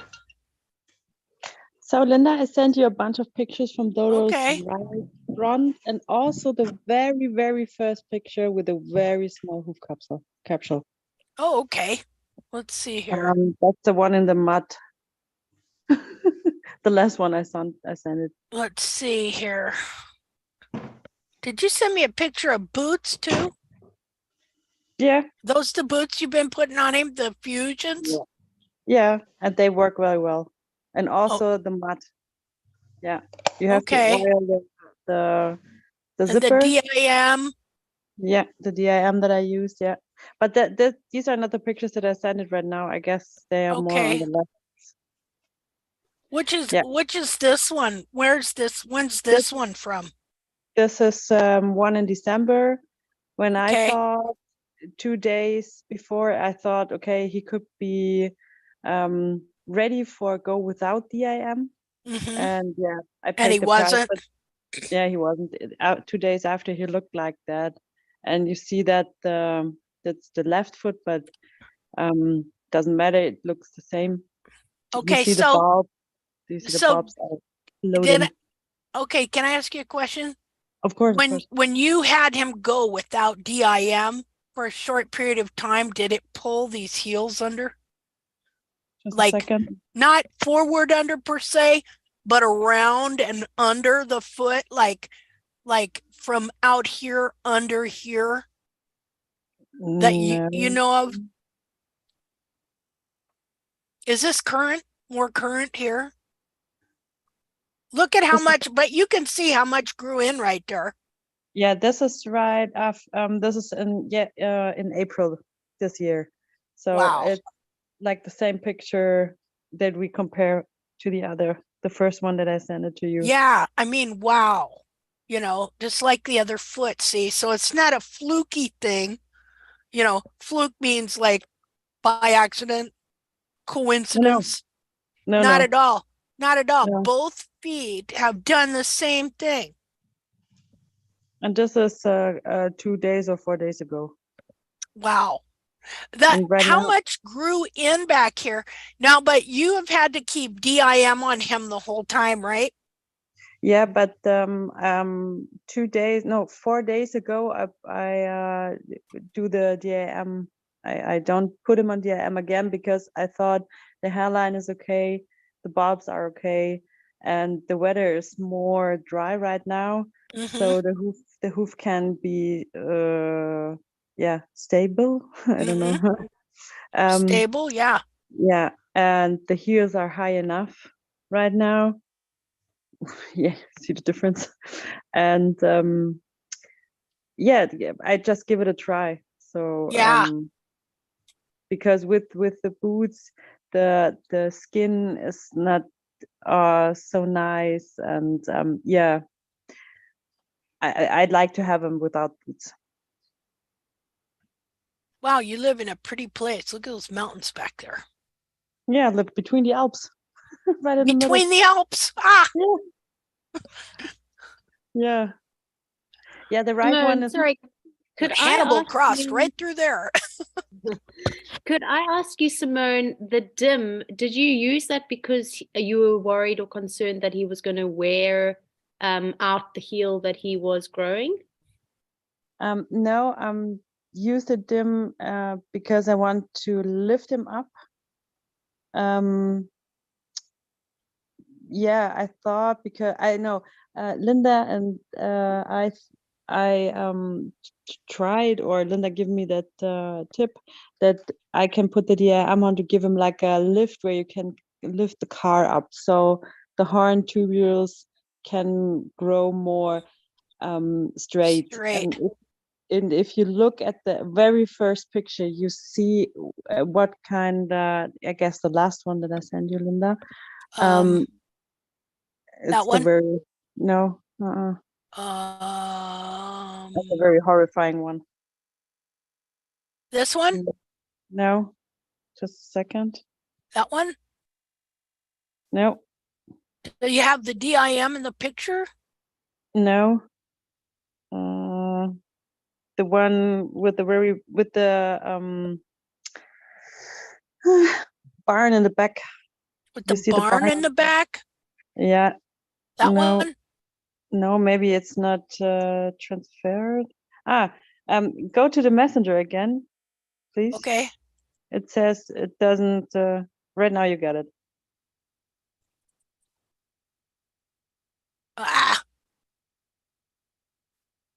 Oh, wow. Okay, just a minute here. So there where we started last year. Right here? Yeah. Oh, yeah, that definitely looks like somebody trying to do a barefoot trim there. Yeah, that's a barefoot trim. Wow. Absolutely. Wow. See? Yes, just horrendous. This is great because, hey, Dodie, are you there? Yeah, I'm there. Yeah. Okay, well, this has reminded me kind of what's going on with your work. Just yeah, a little bit. This is Sorry, Simone, is horrifying. that picture, so that's when you got Dodo in this image No. now? No. That picture is 1 year and 3 months ago, and I got Dodo around 3 years. And he was being barefoot trimmed, right? And this barefoot trimmer, I kicked her out of my barn and I said, okay, go, because this is what you're doing and you're not listening to me. I'll do it by myself right now. So so you took over from then. Did it go from this look, this foot that we're looking at now? It went from there, and then you started tacked, and it went so like drastically right, but drastically wrong, if that makes sense. Am I understanding the journey correctly? No, I'm too fast for Dodo's feet, I guess. So I trimmed the periople faster, and I have a very wet season from September, October to April. So and this was the part where the heels are growing and everything should be really hard, but it's getting hard because everything was wet and he was on DIM and he was in shoes and boots. So I do a lot of mistakes too. I had to learn. So the direction was right because you see where the heel platform, fake platform is on the other picture. Something else you need to know was that this periopal thing was a learning curve. Yeah. Okay. And some of the hard, difficult part about me doing stuff is that when I was thinking I needed to do it, my foot was further along than like this foot would have been. And so we were trimming off too much periopal, not realizing just how much that foot needed to expand. And then, of course, she's in a wet situation here. So you trim all that periopal off and the foot just goes poof. Yeah. Like that, because the periopal is the only thing holding it together down here. Periopal and frog is holding this foot in this shape.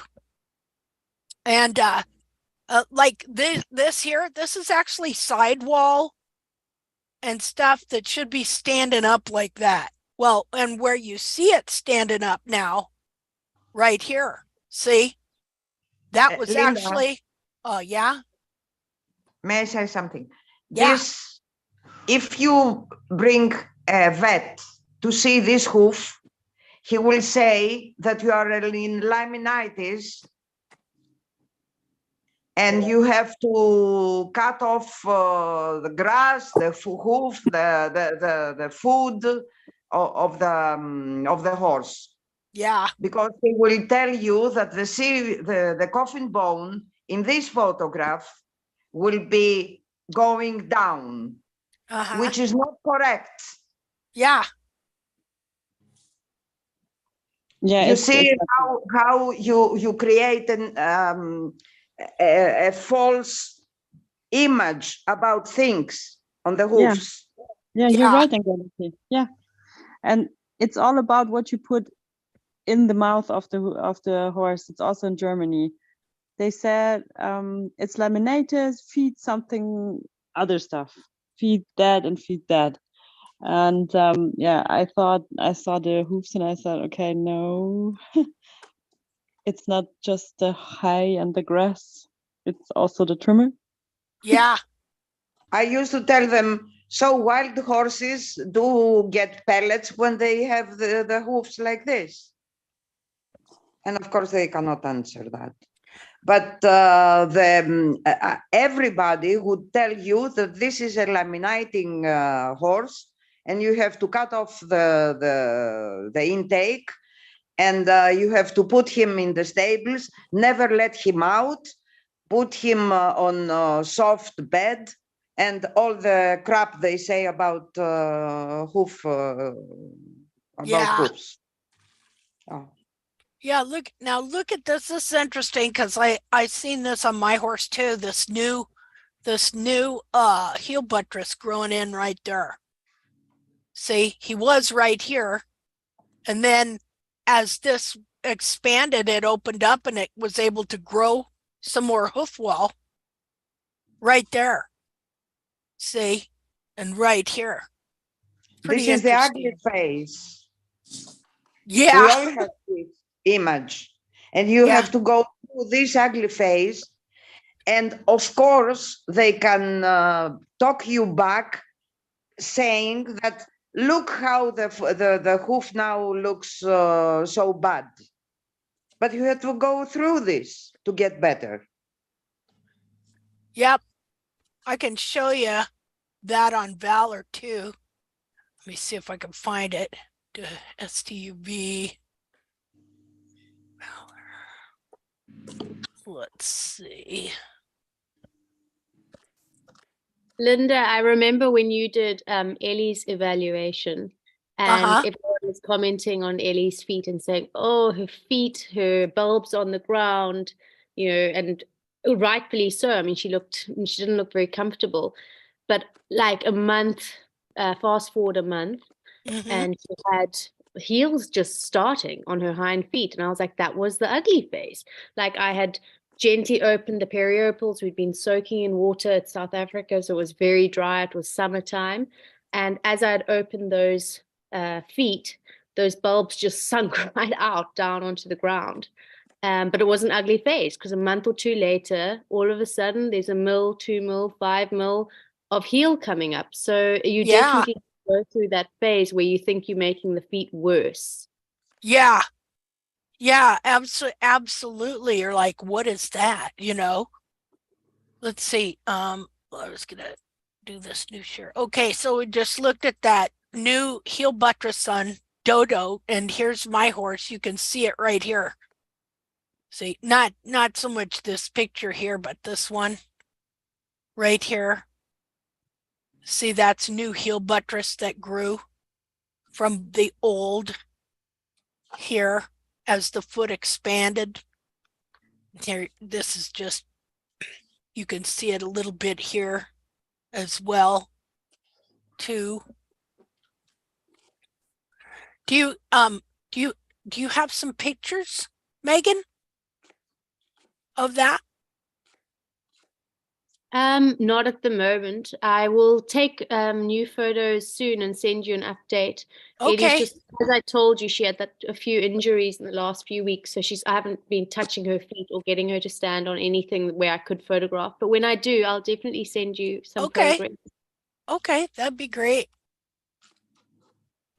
Okay, let's see. I just need to go to Facebook here a second and look at. From what I've seen, everybody goes through the same thing. So we can Yeah. say it's about to be confirmed. We are not talking about stupid things. We are talking about something serious here. See, this is the thing, you know, and I was thinking of this last week. Like I'm good at research and sharing stuff with people, but I'm not good at promoting myself, you know, and stuff like some of the people we've seen. And stuff that like to take parts attacked and then go run to be the latest, greatest, newest hoof guru. And stuff like that. But then I got to thinking, well, wait a minute, this isn't just me. This isn't just me saying this, okay? This is quite a few number of people who have been taking pictures, how many pictures would you say you've taken, Angeliki?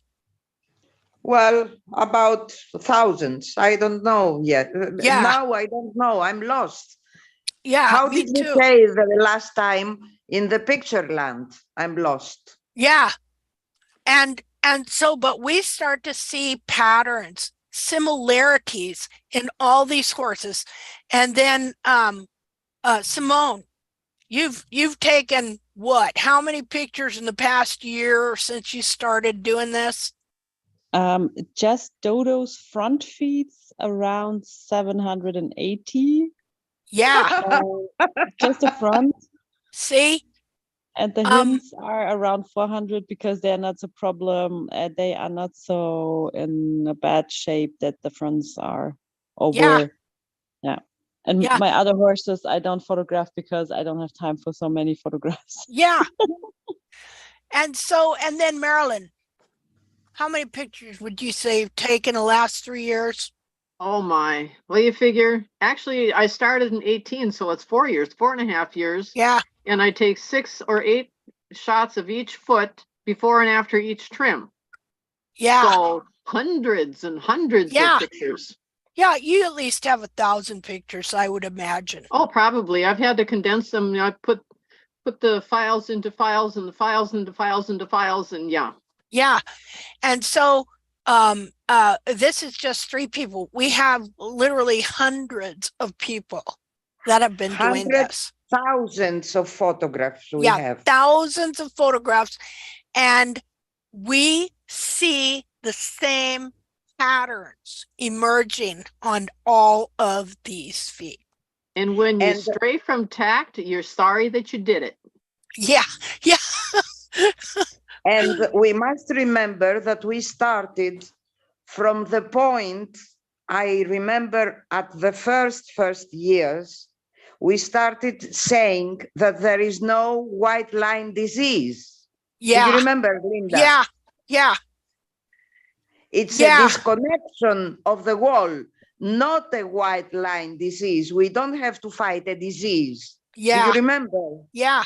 It was due to the trimming and the disconnection. And then on some of them, there's that fungus that gets in there and eats that disease, that dead stretched lamina. That's all that is.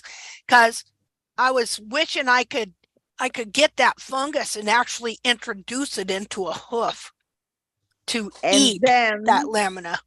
And then you came up with the brainstorm of the heels. Oh, yeah. And after that, we went to the inner foot concerning the frog and the parts that should be in another place. Yeah. Then another brainstorm. Yeah. These are years of photographs and of proofs. Yeah. And now lately you came up with the periople. No, the lateral cartilages first, and then with periople and the place of the frog and the frog apex. Do you remember all these Yeah. phases? Yeah, And all we these went different through- things. Yes, and we went through the whole thing, and now we have to explain everything in 5 sentences. It's impossible. Yeah, you can't. That's why sometimes when I speak and when I post an answer to somebody that joins TACT lately, I say, study. I cannot explain everything because it's too much. Yeah, it is. You know, and then I've always been gonna write a book, right? Yeah. 300 books you have to write. Yeah, it would have to be books. But then every time I go to write something, I get to looking at something and I learn something, and then I got to change something or think about something else. And so I've never been able to just sit down and go, okay, here it is, you know, because we're still learning, you know. About Well- all you could put in a book would be how to take the pictures. How Yeah. to scrub, that part doesn't change. Scrub the feet, and these are the angles of the pictures you need. And Yeah. that's about all that doesn't change. Yeah. Yeah. Linda, Yeah. could I ask a question? Sure.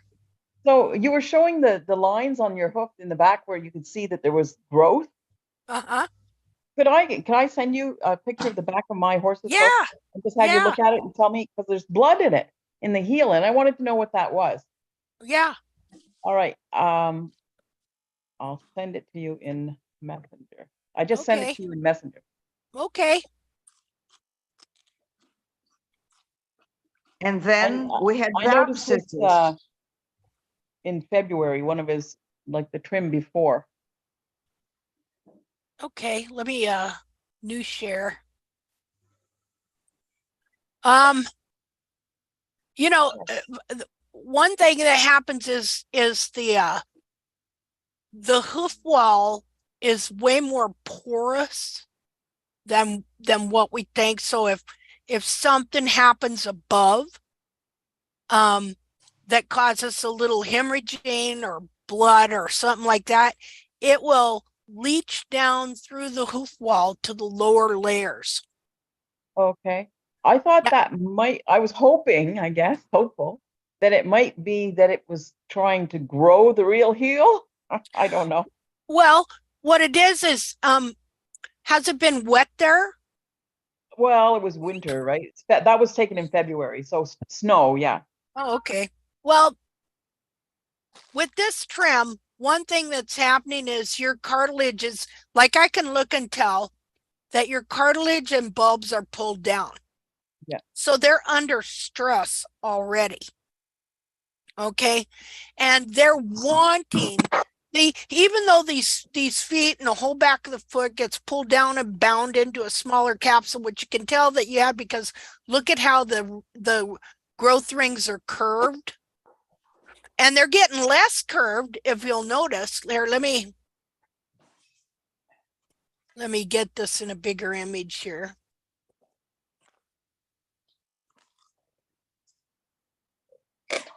Just a second. See, we're seeing the same thing on all these feet. This Okay. hoof looks like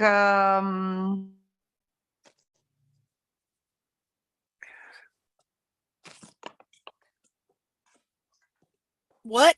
I was waiting. Okay, so you see how curved your growth rings are here? Yeah. Okay, so they're supposed to be straight. They're more curved right here than they are up here. I think they're a little less curved. Now, as this straightens up and pulls up that way, because all this cartilage and the foot is under a lot of pressure from being forced down and held there, but it's not just periople, smaller hoof capsule, frog, everything gets pulled down and bound there but the whole time it's bound, it's pulling back up. See? And so, since you are doing this trim and stuff now, you are going to be getting some growth in here. All right. And this is going to be pulling up. And so, you know, a little bit of blood like that just means that something might have moved up in here or come a little bit loose, pulled up a little in the bulbs. And then the blood just leached down to here. Okay. Did you see the picture from behind? The one I. Yeah, Before let me get that one.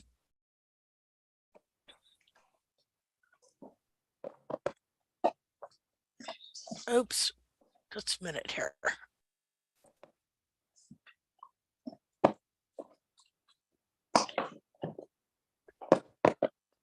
Let's see.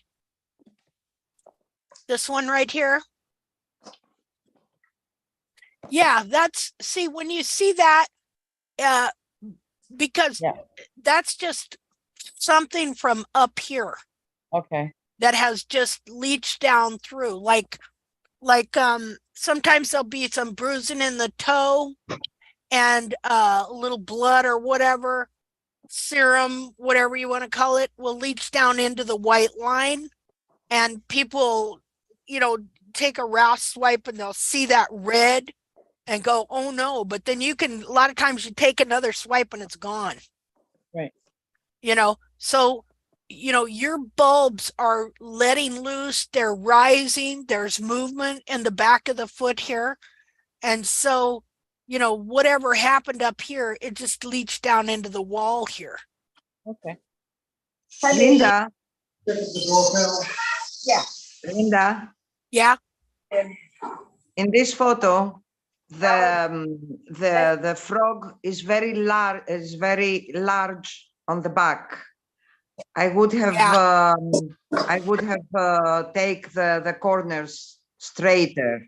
Is it possible that the frog in this way is pushing the heels out?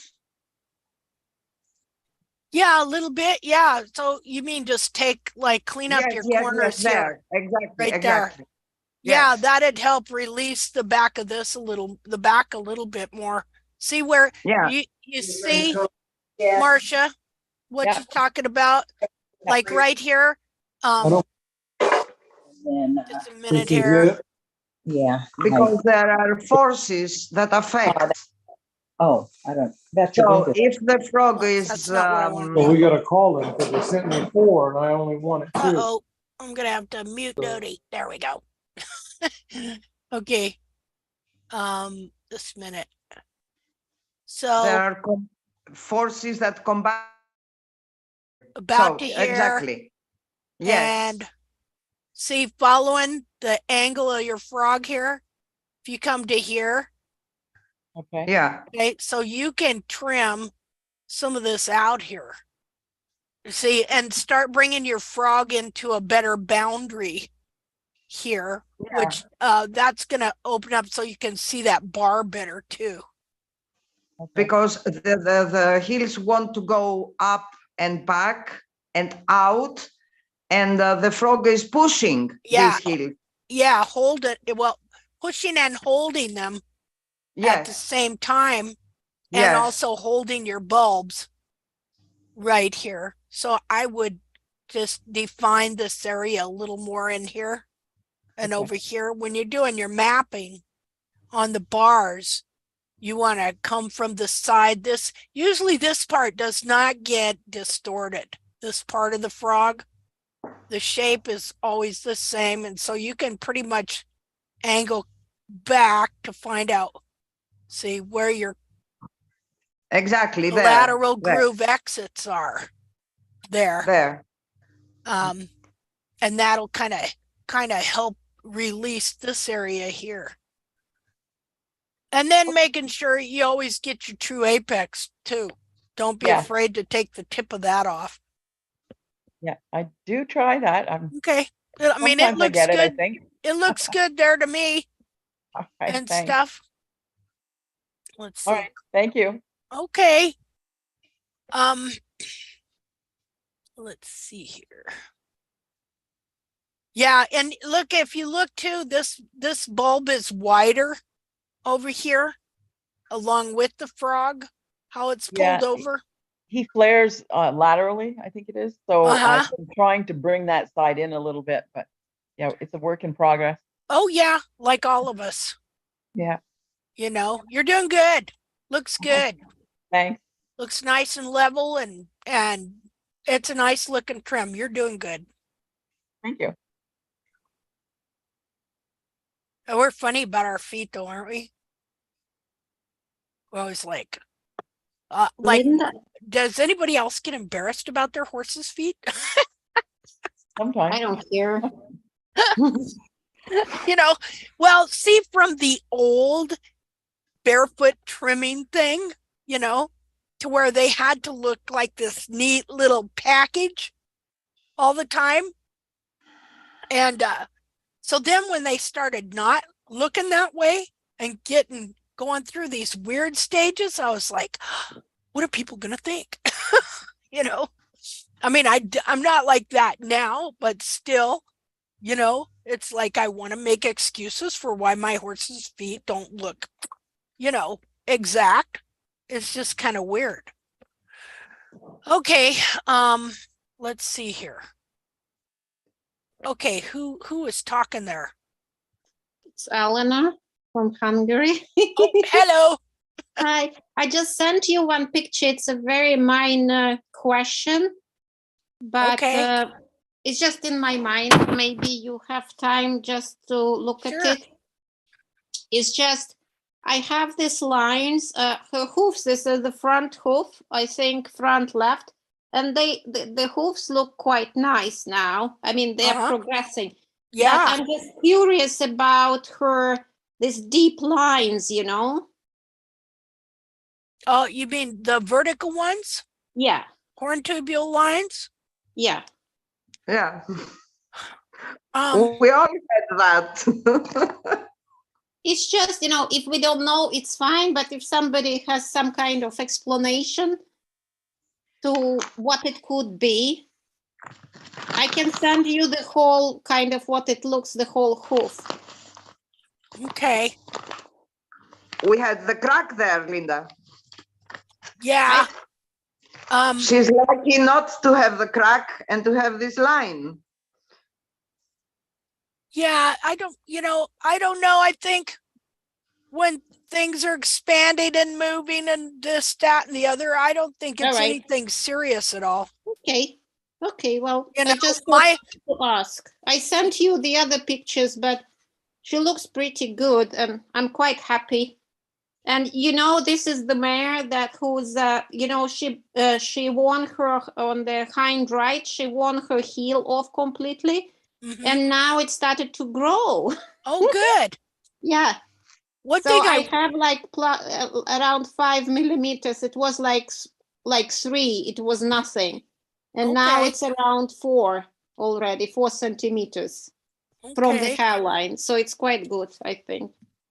Well, one thing I will mention is, like, when we look up here, we see the hairline up here. It goes down, but this side doesn't. It stays high, like so. Okay, and if you look down here, you'll see, let's see, I don't know if Are you drawing on a hoof or above a hoof? Because it's not making sense. Oh, just a minute.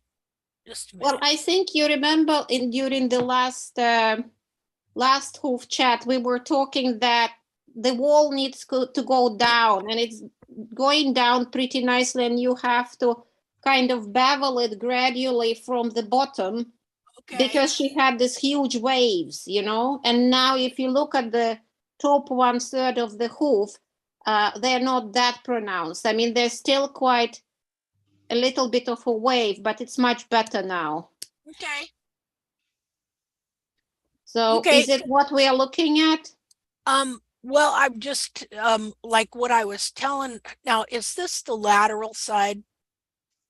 This is the lateral, yes. Okay. That is flaring. When we started out and how I was telling everybody, we're not beveling the medial side to match the lateral sides. And as a result, just that little bit of not beveling is leading to hoof wall jamming.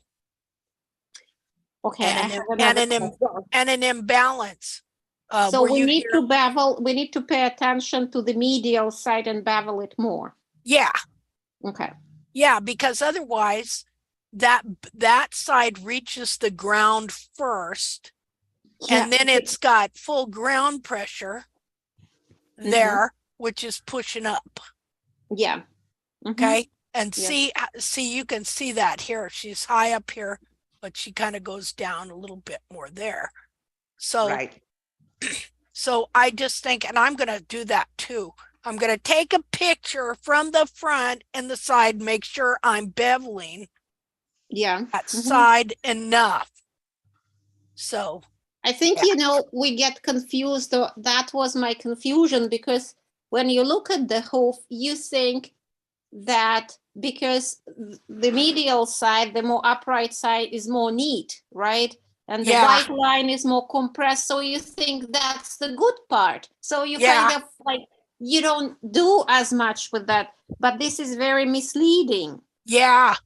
And the other thing, which is interesting, if you look at the solar, and I sent you, I think, this message the other day, because it was just going in my head and I couldn't put it in the words, but I want to imagine, because when I look, when we're looking at the white, the inside hoof wall, the white inside hoof wall, right? And we look on the, on the solar, like it's very, like on your horse, it's very uniform and it was beautiful.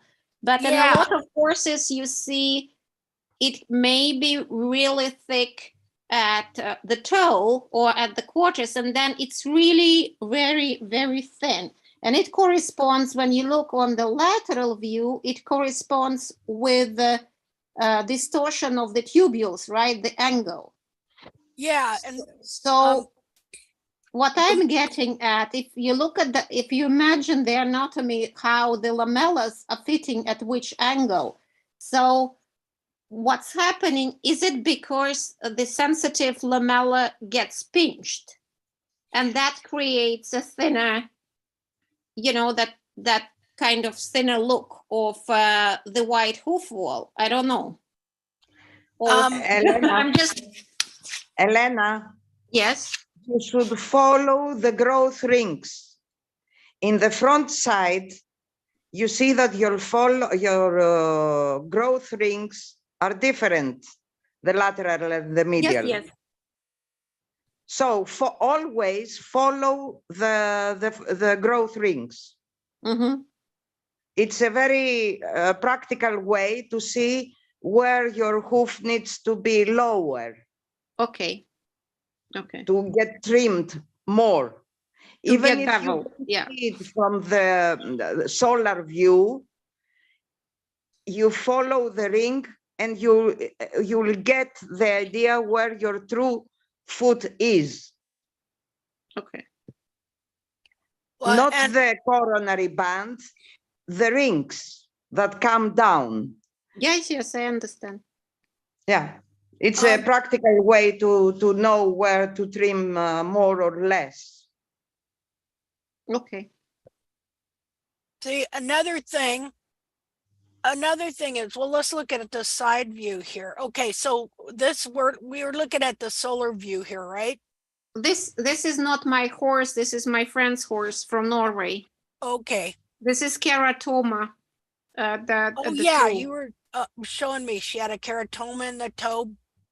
Now, does she know for sure she's got a keratoma?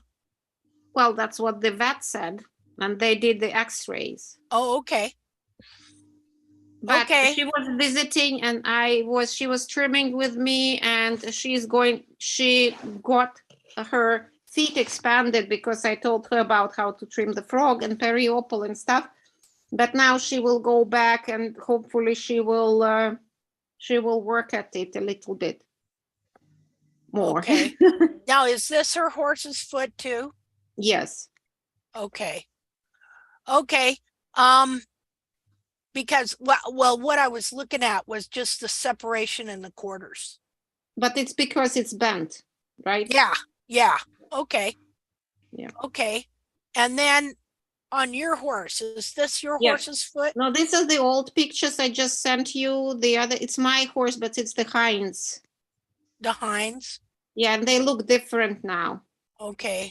Which is a good thing. Okay. No, Yeah, I and you sent can you. see where they're bent, you know. But you know why I think that happened? No, this is the new picture. The bend happened, she released a little bit. It's just I over beveled the toe on that one. And it was my Okay. doing kind of thing. Okay. Another thing you can look at here is the hair. Standing See- up, yeah. Yeah, the hair standing up.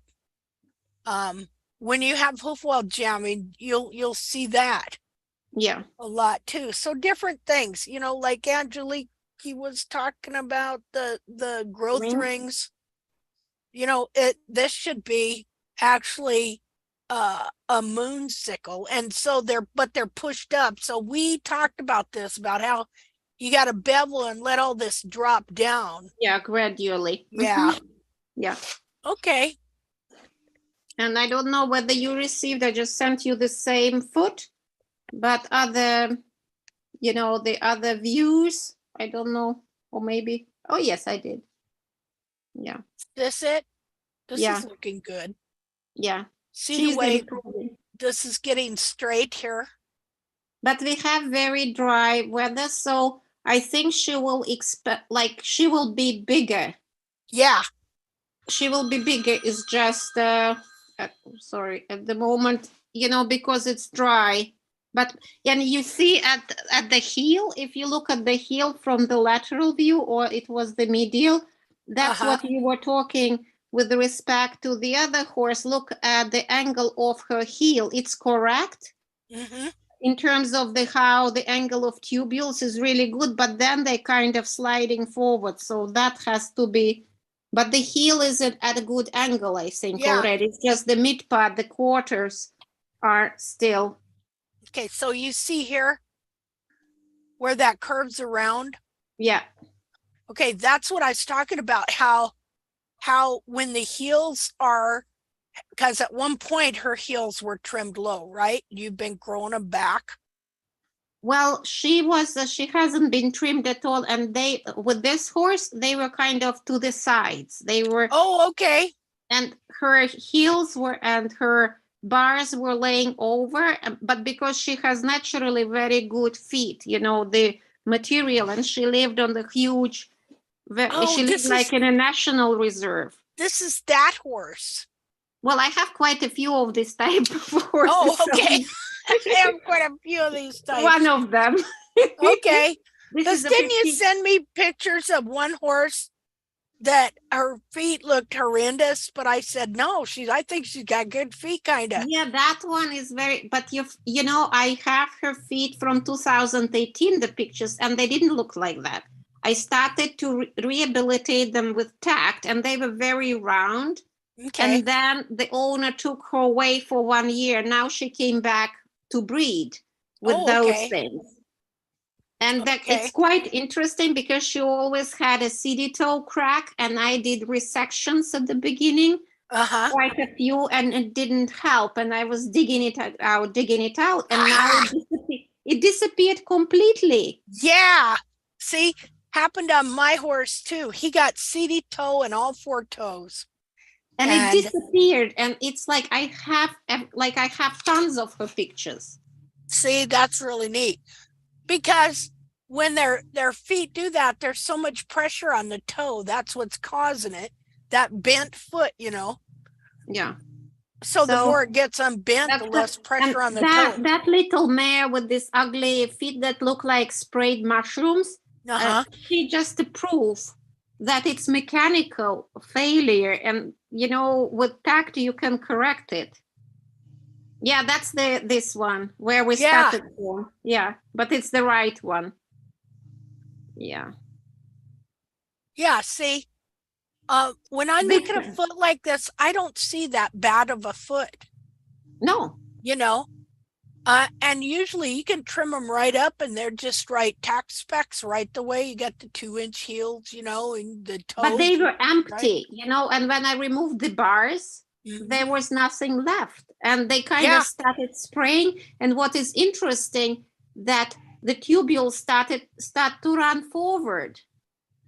And until the heel started to come up, the real heel started to come up, the whole foot kind of slid forward. And I have the same with my stallion, you know, of the same breed. Uh-huh. But you see how they're much narrow, and she doesn't have so much foot at the back. If you look at the side view. No, this is the other one. I don't know which one it is. This foot here. Yeah. I mean, it's much smaller somehow. Short, like it's not so at the back. There is not much foot. Somehow. I don't know. Well, anyway. And then if we can look, because it's very interesting, if you look at the tilt view of the last foot that I sent, I told you that I think the heel platforms are emerging, not this one, but the tilt one. Like you see, these little pieces, like they look like frog, but they're not frog. It's a horn. Yeah, okay. So that was interesting for me. I don't know what it is, but it's not because I tried to cut it and clean it, and it's yeah, these ones. Oh, right there. They were not there, and they're on the front feet, on both front feet. Mhm. This little piece. Well, I think that's a little bit of heel buttress there. Yeah, so it's quite interesting. But if you look at her hairline, then she will expand because it's a V shape still, kind of. Mm-hmm. Yeah, I know. I've gotten those before too. No. Those things. And but like her right hairline here should be much more straighter, right? Yeah. But then it means that she will get a bigger foot at some stage, maybe. Yeah, the whole back will expand. Mm-hmm. You know. But by the time, I hope I will have some good heel to support it, and then it kind of will be okay and in good timing with everything. Yeah, I think so. Yeah, so I think so. Well, how many horses are you doing now? Well, I have 4 at home, and I can go to the herd and like whatever. I mean, it doesn't matter. I just go and trim them. Just need to grab one, you know, if I can. Okay. But I just help them out somehow because they don't trim them at all, you know. Yeah. They're just there, but they're good material. Sometimes I just think it's nice to just make a photo library of those type of horses in that environment. Yeah. And then I can go to a stable where they trim with the back hoof, and they have these quarter horses that are absolutely, it's horrible, really. Lame. And they all have the same disfigured feet. Like everybody has the same feet. Yeah. So which goes to show the horse has better chance out on his own. Yeah. Even if so it's maybe in if I have time, I can actually do it and take 10 horses from there, make all the angles, and then just give a comparison. Yeah. Yeah, that's pretty interesting, you know. Well, like on the pictures I was showing of my horse earlier, you know, I kept trying to get that little foot, and then I gave up for a year and didn't take no pictures or nothing. And when it come back in, it showed the reality of what it really was, which, you know, had that flared toe and the totally underrun heel with the bulb sticking out the back. And that's the reality of what you really have. That mushroom foot looks quite good now. If you want, I can send you a picture. Yeah, I'd like to see. I mean, it's not perfect, but she has good feet, actually. Okay. I don't know whether it comes through, but yeah, I just sent it. Okay, let's see here. I don't know whether it's the final, but it's pretty neat. Yeah. And she didn't have bars like that, so it's quite nice. Oh yeah, look at that. And she has very long toe, like it's very stretched, but it doesn't matter. No. And wait, I can send you just to, so we can compare the thickness of the wall, because I nipped it, and you can Okay. really see, you know, the hoof wall. Just I need to find it. Let's see. So girls, thank you very much. I need to go now. Okay. Thank you Okay, very much Angeliki. for Bye. everything. Thank you for your I'm input. very happy to have you all around. Thank you, Angeliki. Thank you, Angeliki. Thank Bye. you. Thank you. Bye. Bye, love. Bye. Linda, thank you. You're welcome. Thank you. Now I just sent you some, because I did like stages when I was nipping, and then I rasped it, so you can really see the natural thickness. Mm-hmm.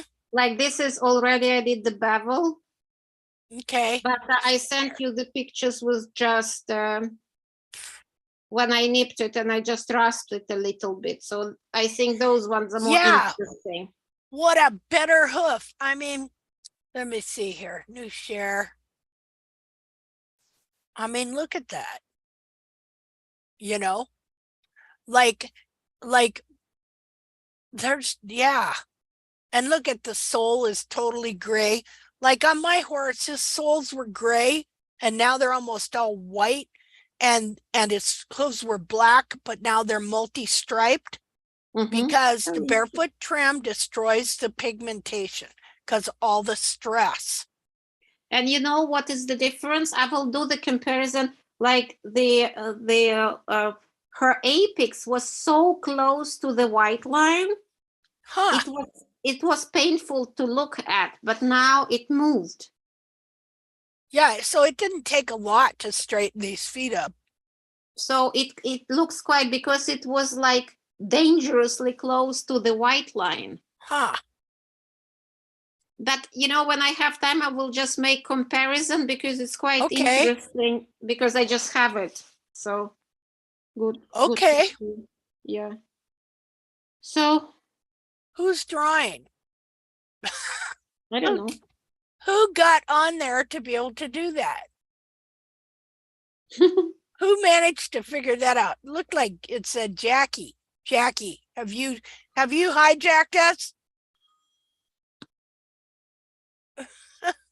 Did you see that? She Did said anybody she else? confessed it was her. How did you manage? Yeah, nobody else can do that, but you managed it. She's hacked us. That's funny. Okay, well, Miss Jackie, I'll show you something here. Hold on. Let's see, annotate. Okay, I'll show you where the sole ridge would be on this horse. It'll be right here.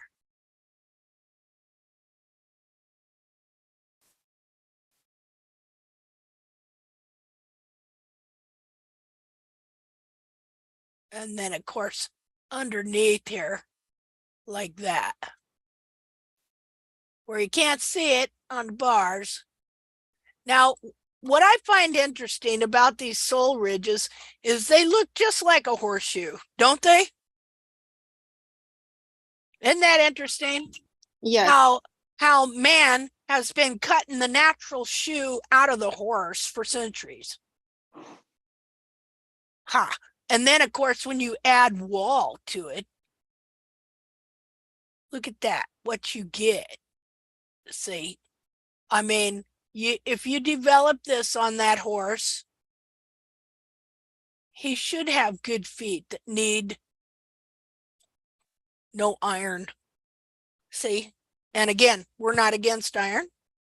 We're against how they trim and the belief behind it. But if you knew how to develop this and grow it, then you're helping the horse grow his own shoe. But it's interesting how that part they cut out looks so much like a horseshoe. But what do you think with this horse? She always had a very thin inner white hoof wall. Do you think it will come? Oh, that's good. That's good, because the thicker the inner hoof wall is, the less strong the foot is. Oh, right, because that's what I was thinking about. Like Valor, he has really thick, uniform white inner hoof wall. Yeah. So, but this horse doesn't have any. And I was like, and my horses have very thin white inside hoof wall. And I was thinking this is a bad thing. It is a bad thing. To have a thin white hoof wall. Yeah. Well, inside. To have the less white you have, the better the hoof wall. So the thinner the white inner hoof wall, the better? Yeah. Yeah, in fact. Why? Are we playing tic-tac-toe here? Here, I'll put my X right there. What is? She's hijacked us. Jackie is asking on the she's chat. mad at me for not answering her question right away. And now she's hijacked us. She's sending a message on the messenger here and says, I need to see the sole ridge on the side of the hoof when the horse is standing, not on the bottom of the sole. Okay, well, I can't do that for you. I can't do that for you. I'm lost. Not gonna happen. Oh, well, I can't do that with the horse standing. Okay, so anyway, here's what happened. I was helping somebody trim a yearling, and we're doing a live virtual trim, okay? And the horse's feet had gone for a little while, and so you could see quite a bit of white starting to develop. But as soon as we trimmed the foot, the white went away. And what that was showing me was that this white starts developing when you're getting stretched lamina. Because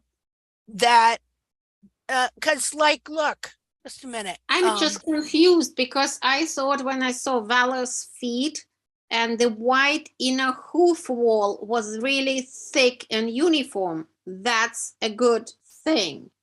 Well, that his hoof wall is thick and uniform all the way around is a good thing.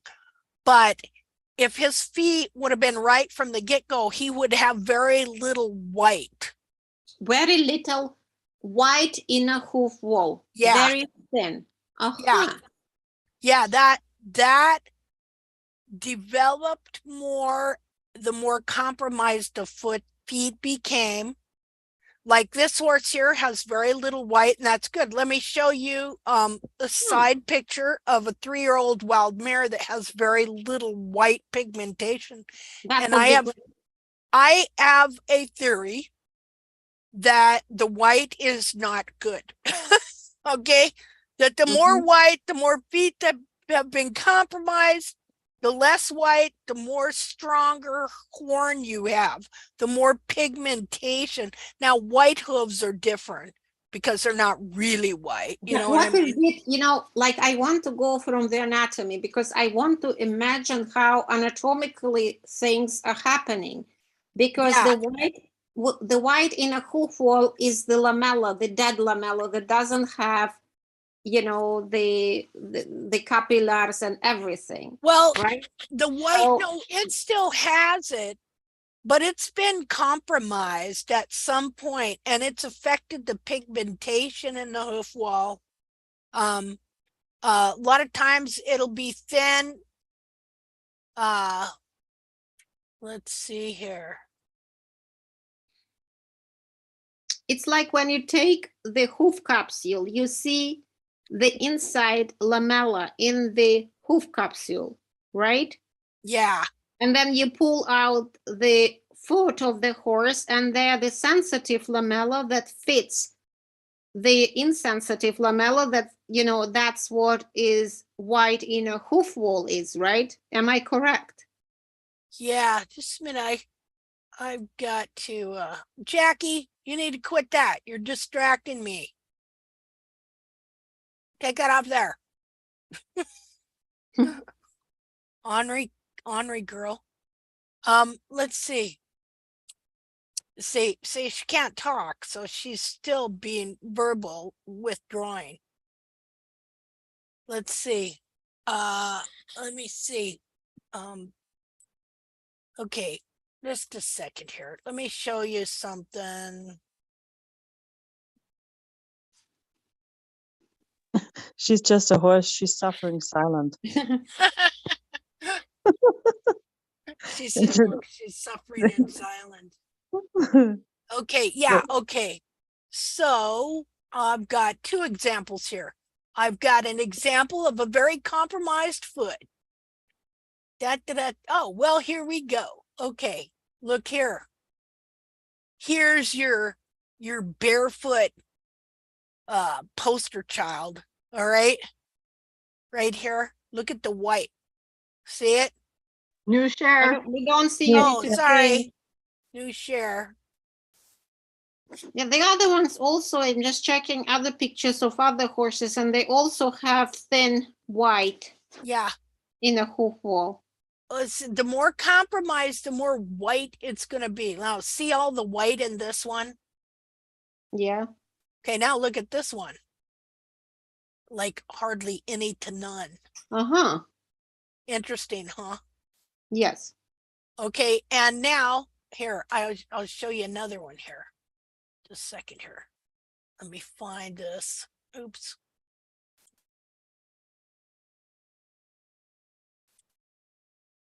Hold on. I gotta find it. It is okay. I'm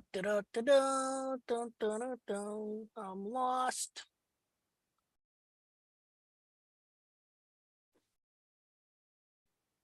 Okay, now Zoom has disappeared. Where are you? Hold on, because I'm lost.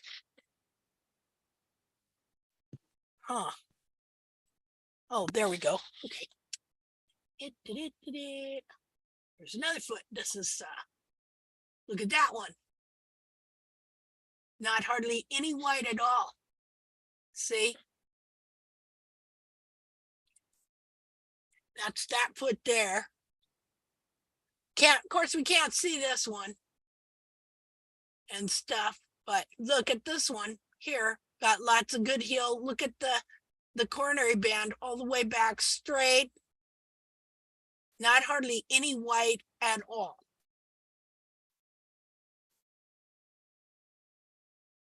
Okay, here's the same foot. You can see it up in there. Very little. See how thin it is?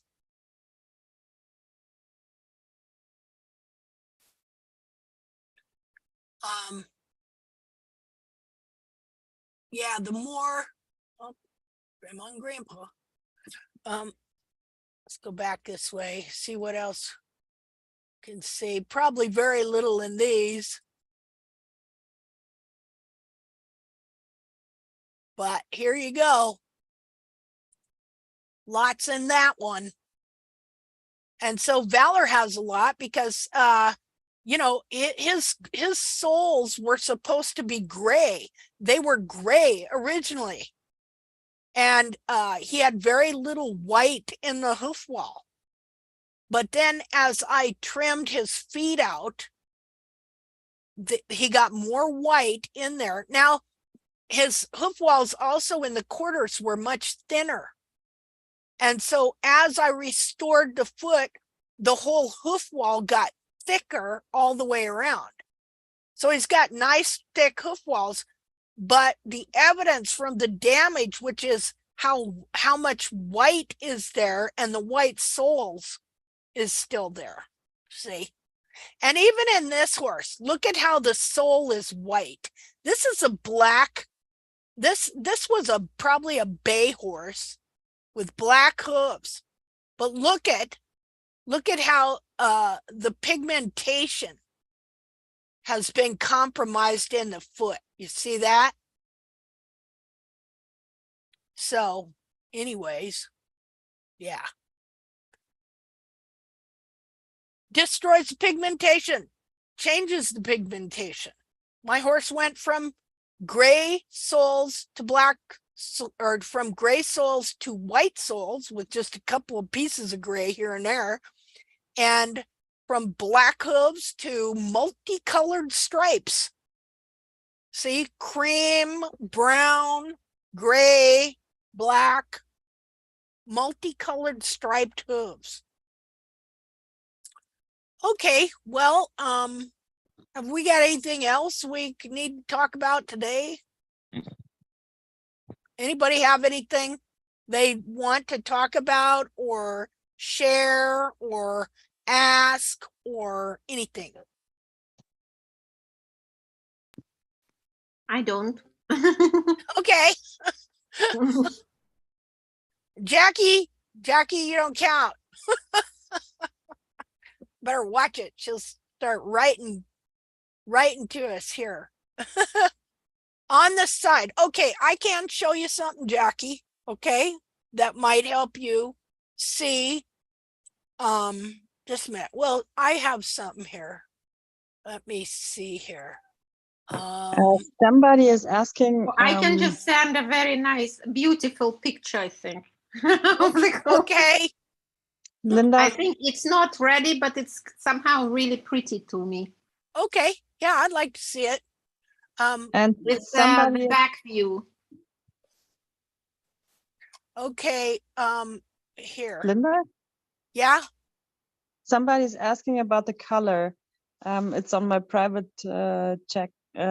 Will the pigmentation come back when the hooves are finally restored? Yeah, that's what I want. I don't think so. I don't think it ever come back. You know, mine hasn't come back. And just like, okay, like in this picture here, just a minute. Okay. Screen share. You look here. Originally, I don't think the heel buttress on this horse would have been white. See, the heel buttresses on my horse are white. I don't think originally they were. That hoof, actually, you know what? I noticed, like, when you were saying that your hoof will all change colors, his hoof, that little white area where it looks like there's a little bit of blood, that was always white. But the part of the front of his hoof is actually getting white stripes in it now. Yeah, yeah. But his hoof was totally black when I got him. And now it's getting whiter. Yeah, see, interesting, huh? And it's interesting too when on like a really good hoof that isn't compromised, you take the hoof capsule off if it's black, and you take a napkin and you run it around where the coronary band was in the coronary band groove, and black will come off on it like ink. That's weird. You know? Yeah, it's really weird. It's interesting.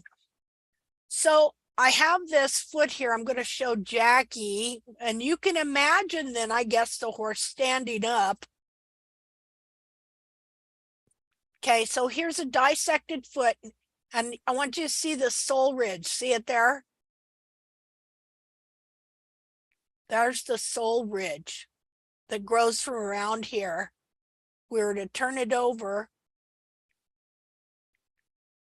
Okay, there's no way you could, you know, I mean, I could draw from the outside a sole ridge, you know, if the horse had one that looked kind of like that. Right there.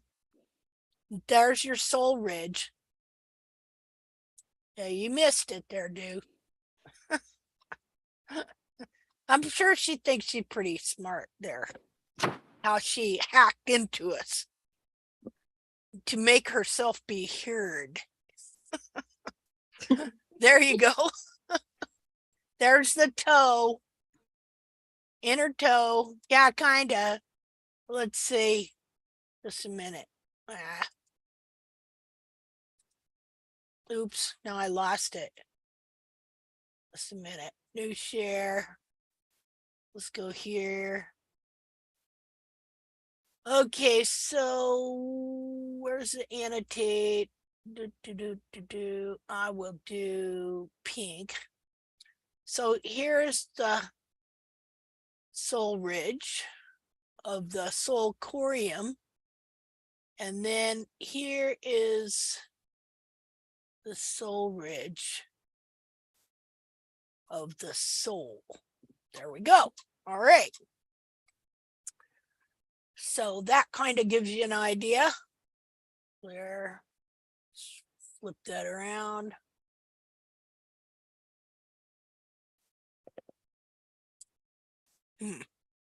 So yeah, I learned to manage that. See, this is a thing too. And what I've been seeing on my horses, this is getting bigger and this area here is filling in. It's filling in. And so in the end, your feet will almost look flat, but they're not really. See, you've just got this huge sole ridge and then it fills in under here. Under here. Because if you look at this one wild horse here, if I got him here, wait a minute, pictures. I guess I don't have it, but anyway, you look at those good wild horse feet, they don't look concave. You know, that concavity they're trying to get you to get in barefoot trimming is when the foot gets bent and it makes a false concavity in the foot. So, okay, well, anybody got anything else? Just so you know, I never see chat, so I have no idea what's on there. And no question on the chat in the moment. Linda, I just sent you one hoof just to confirm. So that's a okay sign of it's a positive sign that it's so thin. Okay. They write in a hoof wall. It's just more. I don't remember which horse, but I don't know which one. No, it's not one of mine. That's you. Wait a minute. Let me see. Who It just, I think it's like a 3-year-old. Okay. Some mixed quarter with, yeah, it's a quarter Cornic mix. A Cornic is a semi-wild Polish horse. Oh, okay, yeah. There we go. And it's very thin. It's like nothing. Oh, yeah. That's amazing. Wow. I see that. That's great. Yeah. So, no, that's my mare. Okay. Yeah. But so this is a good thing. Yeah. Okay, cool. Yeah, it's a good thing. The thinner, the better. You know, Okay. and of course, have you beveled the wall here? Yes, because he was never trimmed, I think. Yeah. And maybe I overdid it a little bit, but it was the first, you know. Anyway, I will go and see him this week. And look at the solid white line he has. And very nice color. Yeah, very nice color. This is awesome. Let me take a copy of that. Is it supposed to be that thick, the white line? I've never seen such a thick white line before. Well, it is thick, isn't it? So what is supposed to be thin? I don't see nothing wrong with it. Yeah, I know, but I mean, you said that what the thinner the better, but no, see this little white strip here? I can't see you. I can't see your mouth, Linda. Oh, wait a minute. Yeah, but I think I know what you mean. Between the white line and the wall, there's like a white tiny. You mean the water line? Yeah. See the white right there? Let's see. Let me mark it just a minute here. Okay. Okay, so here is the white line, which is really yellow. Yeah. Okay. But then the next layer is white. See the white, thin white strip there? Is that the water line? That's the water line. And it's supposed to be that thin. Yeah, it's, well, the thinner, the better. The wider, the more the foot has been compromised at sometimes. I'm seeing a pattern that looks like that anyway. And I sent you a picture before the trim. Oh, okay. Let's look at that here. Like I only cleaned up. It's a sole. I didn't take pictures because it was their young horses that were never trimmed, so I didn't have time to. Oh, wow. This is pretty neat. Just a minute here. I might have. Ha! That's pretty neat. We can't see it, Linda. New Oh, share. sorry. Just a minute. New share. There we go. And I have a tilt view also. Wow. That is really, really neat. And so, how many times has this horse been trimmed, maybe? Never. Never. No. And look how well he kept his own foot. Okay. And then look at, let me, just a minute. And you know, sometimes I get little. Yeah. And remember here that she beveled the wall too. That's why it's so thin. Otherwise, we'd probably see a really thick wall that Well, I'm going on the weekend. I'm going to trim another young horse there. I think he was never trimmed, and I will take good pictures for us to look at before, Okay. you know. That'd be great. Yeah, see, yeah, this has just been a recent thing that Well, you know, I have a good photo. You can see how thick he is because I took a picture of the cut off. So you can see it. Now I'm sending it now. we're okay. Yeah. How interesting. Yeah, I see sent why it. these pictures are so vital. Yeah, We I think it went through. Okay, just a second here. Oh yeah, okay. Awesome. Just a minute. Let me just take a save image so I can turn around. Save. Okay. New share. Done. There we go. Look at that. See how that's awesome. Look at that. Now, this is the same on Chester, our mascot wild horse. Okay, his hoof walls are very thick and gray or black with very little of the so-called water line. So that water line, as I'm theorizing from the evidence I have seen thus far, that the better the feet, the less you have of that white water line. Now we're talking about here. You can see it never made sense that they call this the white line when it's really yellow. But you have what you have here is you have the lamina of the inner hoof wall that has been injected with the glue.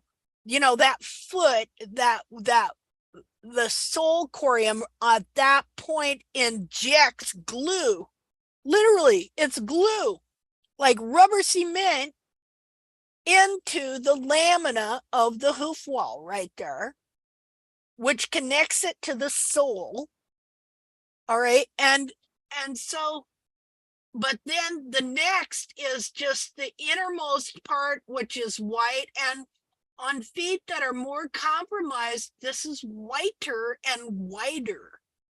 W-I-D-E-R, wider, like if I was, so pretty interesting.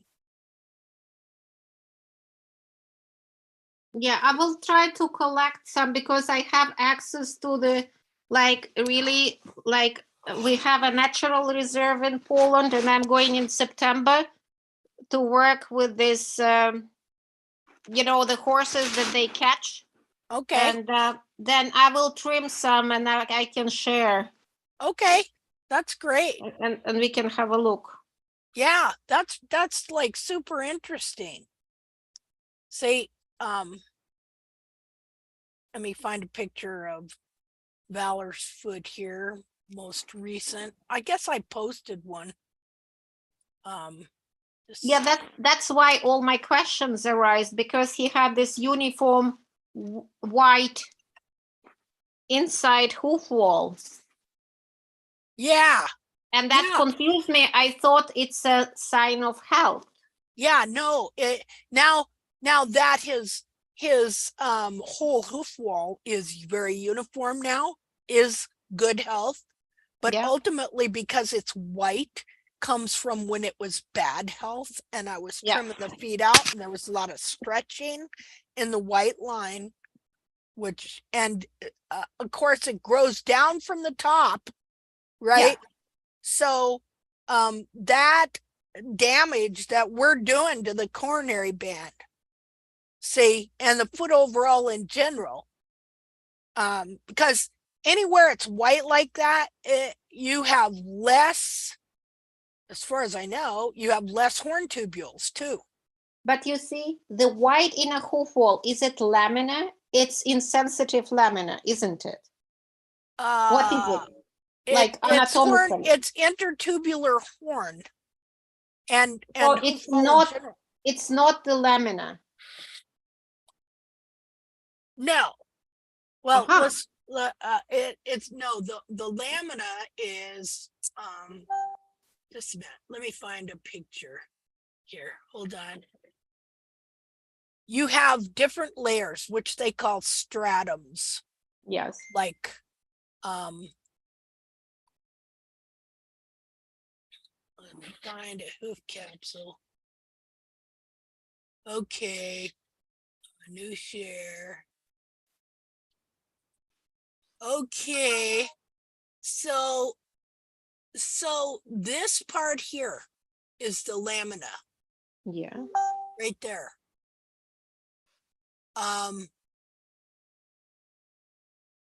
Lamellum, lamina.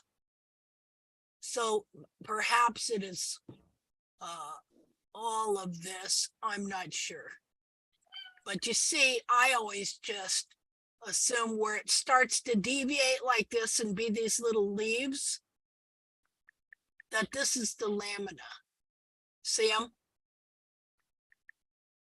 That's lamina. That's what connects to the lamina. This would be the insensitive lamina. Okay. And then let's see.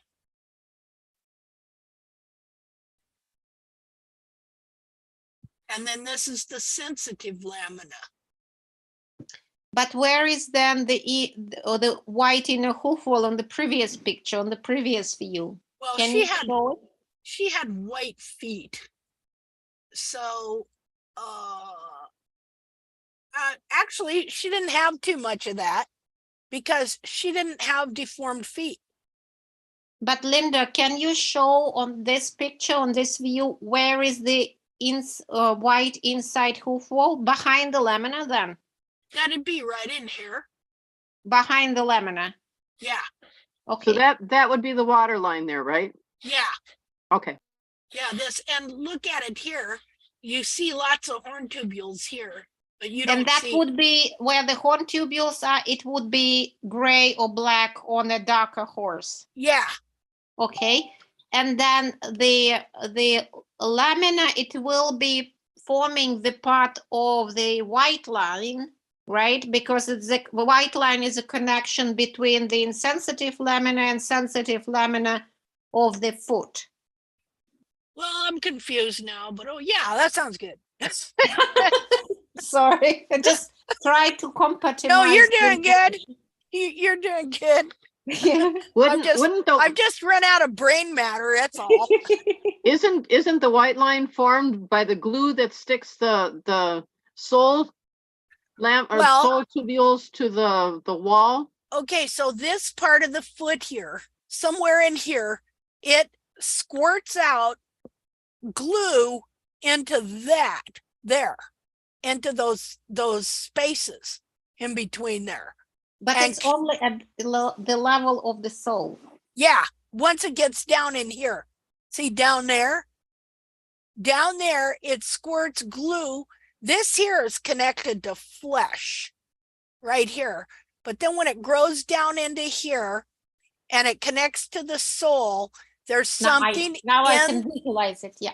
Okay, there's something in the foot that injects glue into this part to connect it with the sole, and then they grow down to the ground together. And that makes the white line. Yeah. Got it. Yeah, so here's your hoof wall. Now, see, I don't think she had much white at all in her hoof wall. She had really good feet. You know, I never trimmed this foot to get it clean to see how much, but I've got the foot out there. I should take and rasp off part of it to see how much white she had, because of course she had white feet, you know, but I don't think she had much. Looky there. See, I don't think she had much of the white because her feet were never really distorted or anything. That's pretty interesting. Just on and she had, of course, what they call white hooves. But let's see here.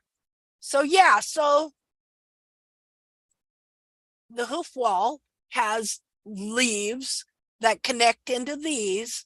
They grow down to here, and right here, this injects yellow glue into the inside of the lamina of that hoof capsule. And then from there, they grow down to the ground together. And this horse, of course, now I've got,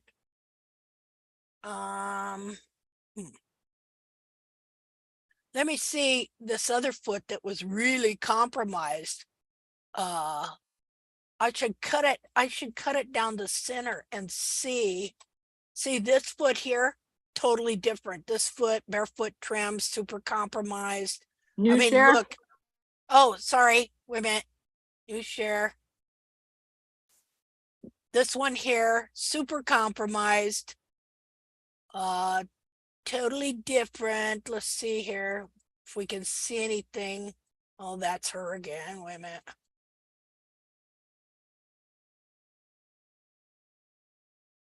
Look to the inside. Okay, so here you see the lamina on the hoof capsule. And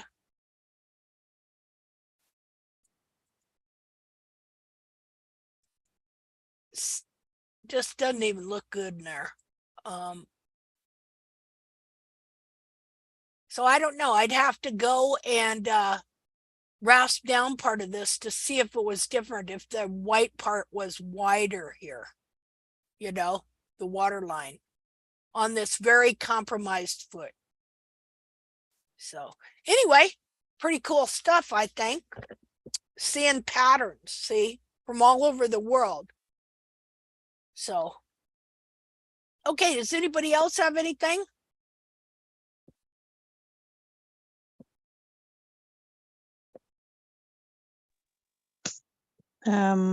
Jackie is asking, can one of you ask her for a side picture without the inner foot hoof?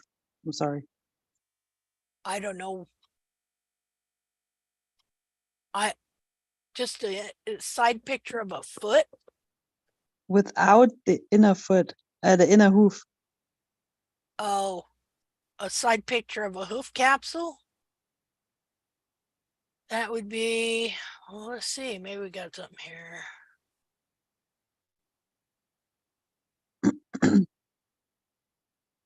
Yeah, I don't know. I don't know.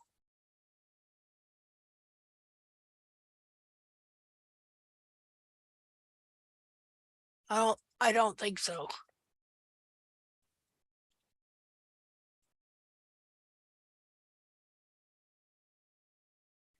Anyway,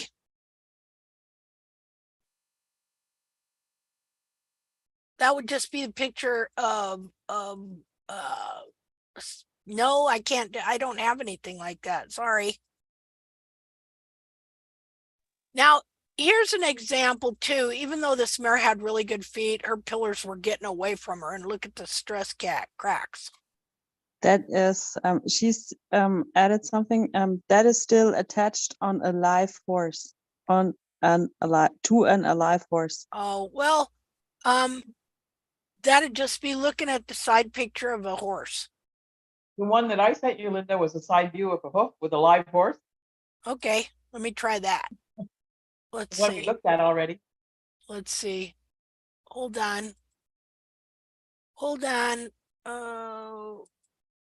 Going back to you, Facebook. You mean like just a regular picture like that? See? That's all I can think of is what you mean there, Jackie. Okay, well, and then you just have to imagine it, you know, how it is. She says, yes, thank you. Okay.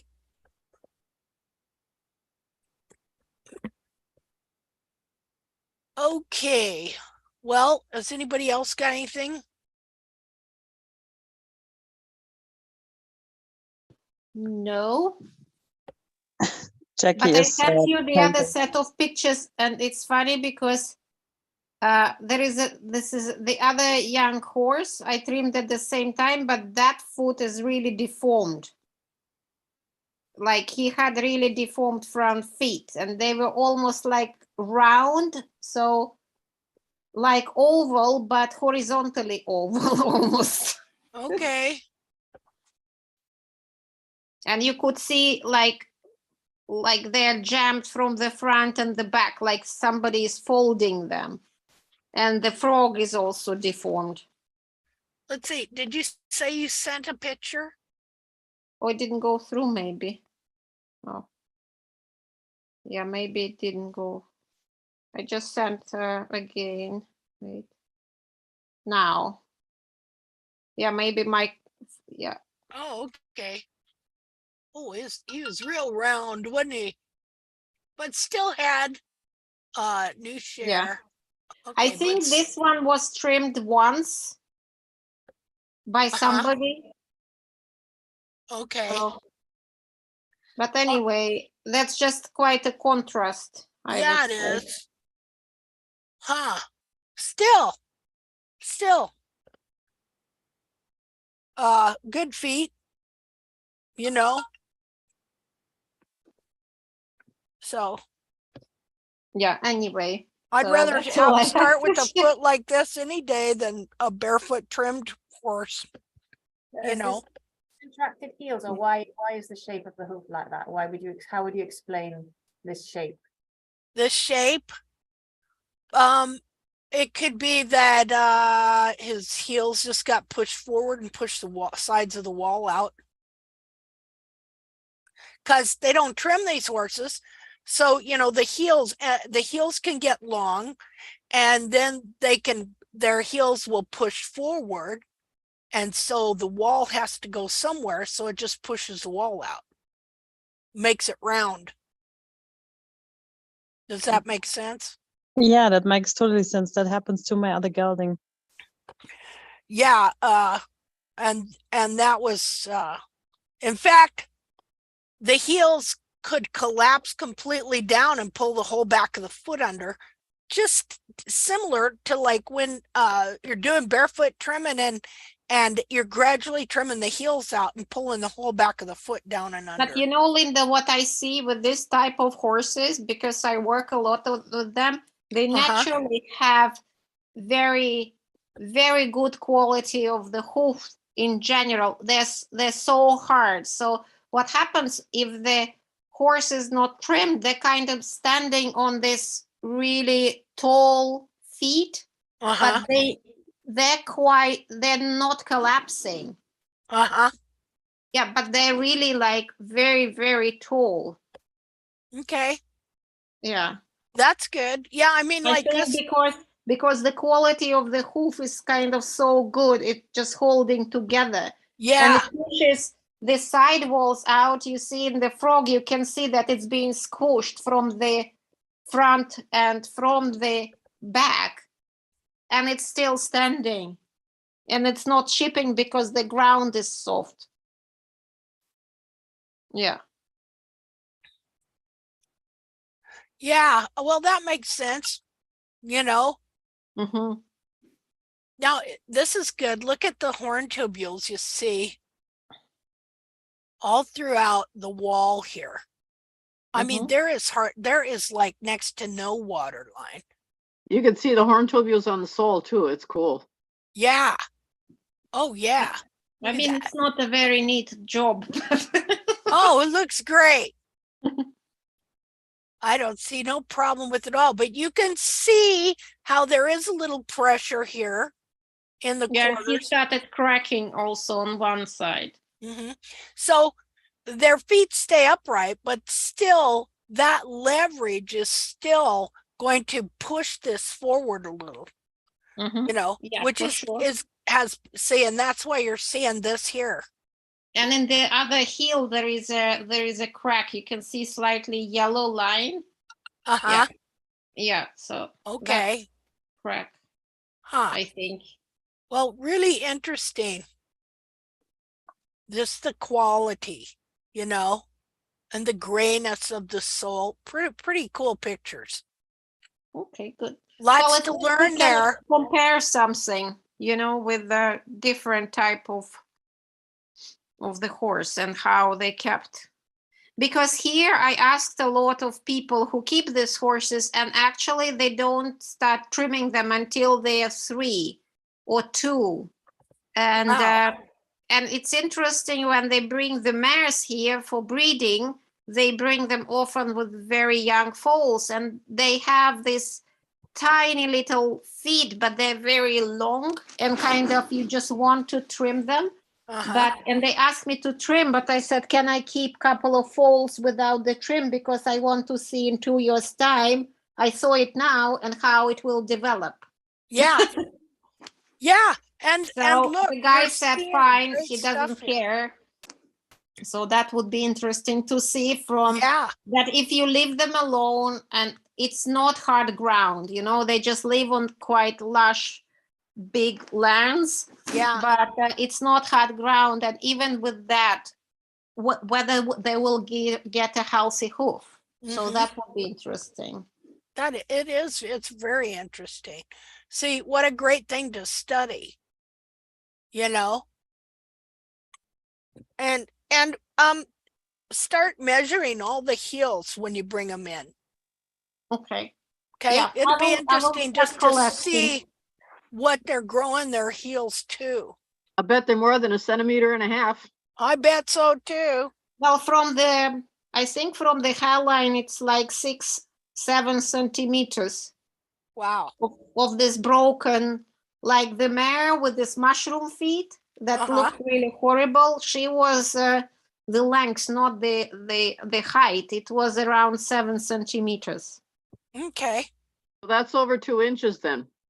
It's over 2 inches. 2 inches is 5 centimeters. It's like 3. That's interesting. And Linda? Yeah. Jackie is asking what's the red point right there on the left.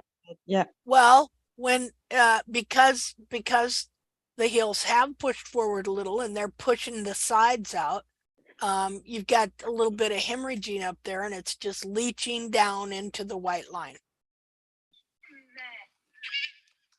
That's what it is. So, I mean, their feet hold together fantastically, but there's no way with their heels getting that long that there's not leverage pushing this forward. It's just that it's really limited in how much it can push forward because their feet are so strong. Like my mare, all right, Molly, my mare, when we first moved here back in 2000, I did a full sharing agreement and I sent her out with these people, and I didn't know, but I guess they never trimmed their broodmare's feet. And Molly had good farriers most of her life. All right. Because we worked on ranches and there were some good farriers. They didn't strip the heels out of them and stuff like that. Well, she had white feet, but she had super strong feet, super strong thick hook walls. And I went out there and she hadn't, of course, out there, you could, in the West, you could take the shoes off a horse and turn them out and they're going to wear and trim their own feet down. It's different country. Here, all right, it's sod pastures, hay ground. And her feet were probably 6 inches in the toe and 4 inches in the heels at least or more. She was on stilts. That's the way her feet looked. I was so shocked. I never seen anything look like that. And she had such big, thick, strong hook walls that she just grew straight up. I swear it added a hand to her height. You know, I was shocked. I was like, oh my God, don't you ever trim these horses? So I had to call in a farrier to come trim her. That was before I trimmed or did any of that, you know. So they can, if they've got really super strong hoof walls, grow straight up. So, okay, well, I think that's it for today. Thank you so much, Linda. Hey, thank you. Thank you. Thank you, Hey, Linda. thank Have a great such a- day. Hey, everybody Thank you, have a Linda. great week. Happy trimming. We'll talk to you next Tuesday. Talk to Sounds you. good. Thank you. Bye. Thank you, Linda. Bye-bye. Bye. Thanks a lot. Bye.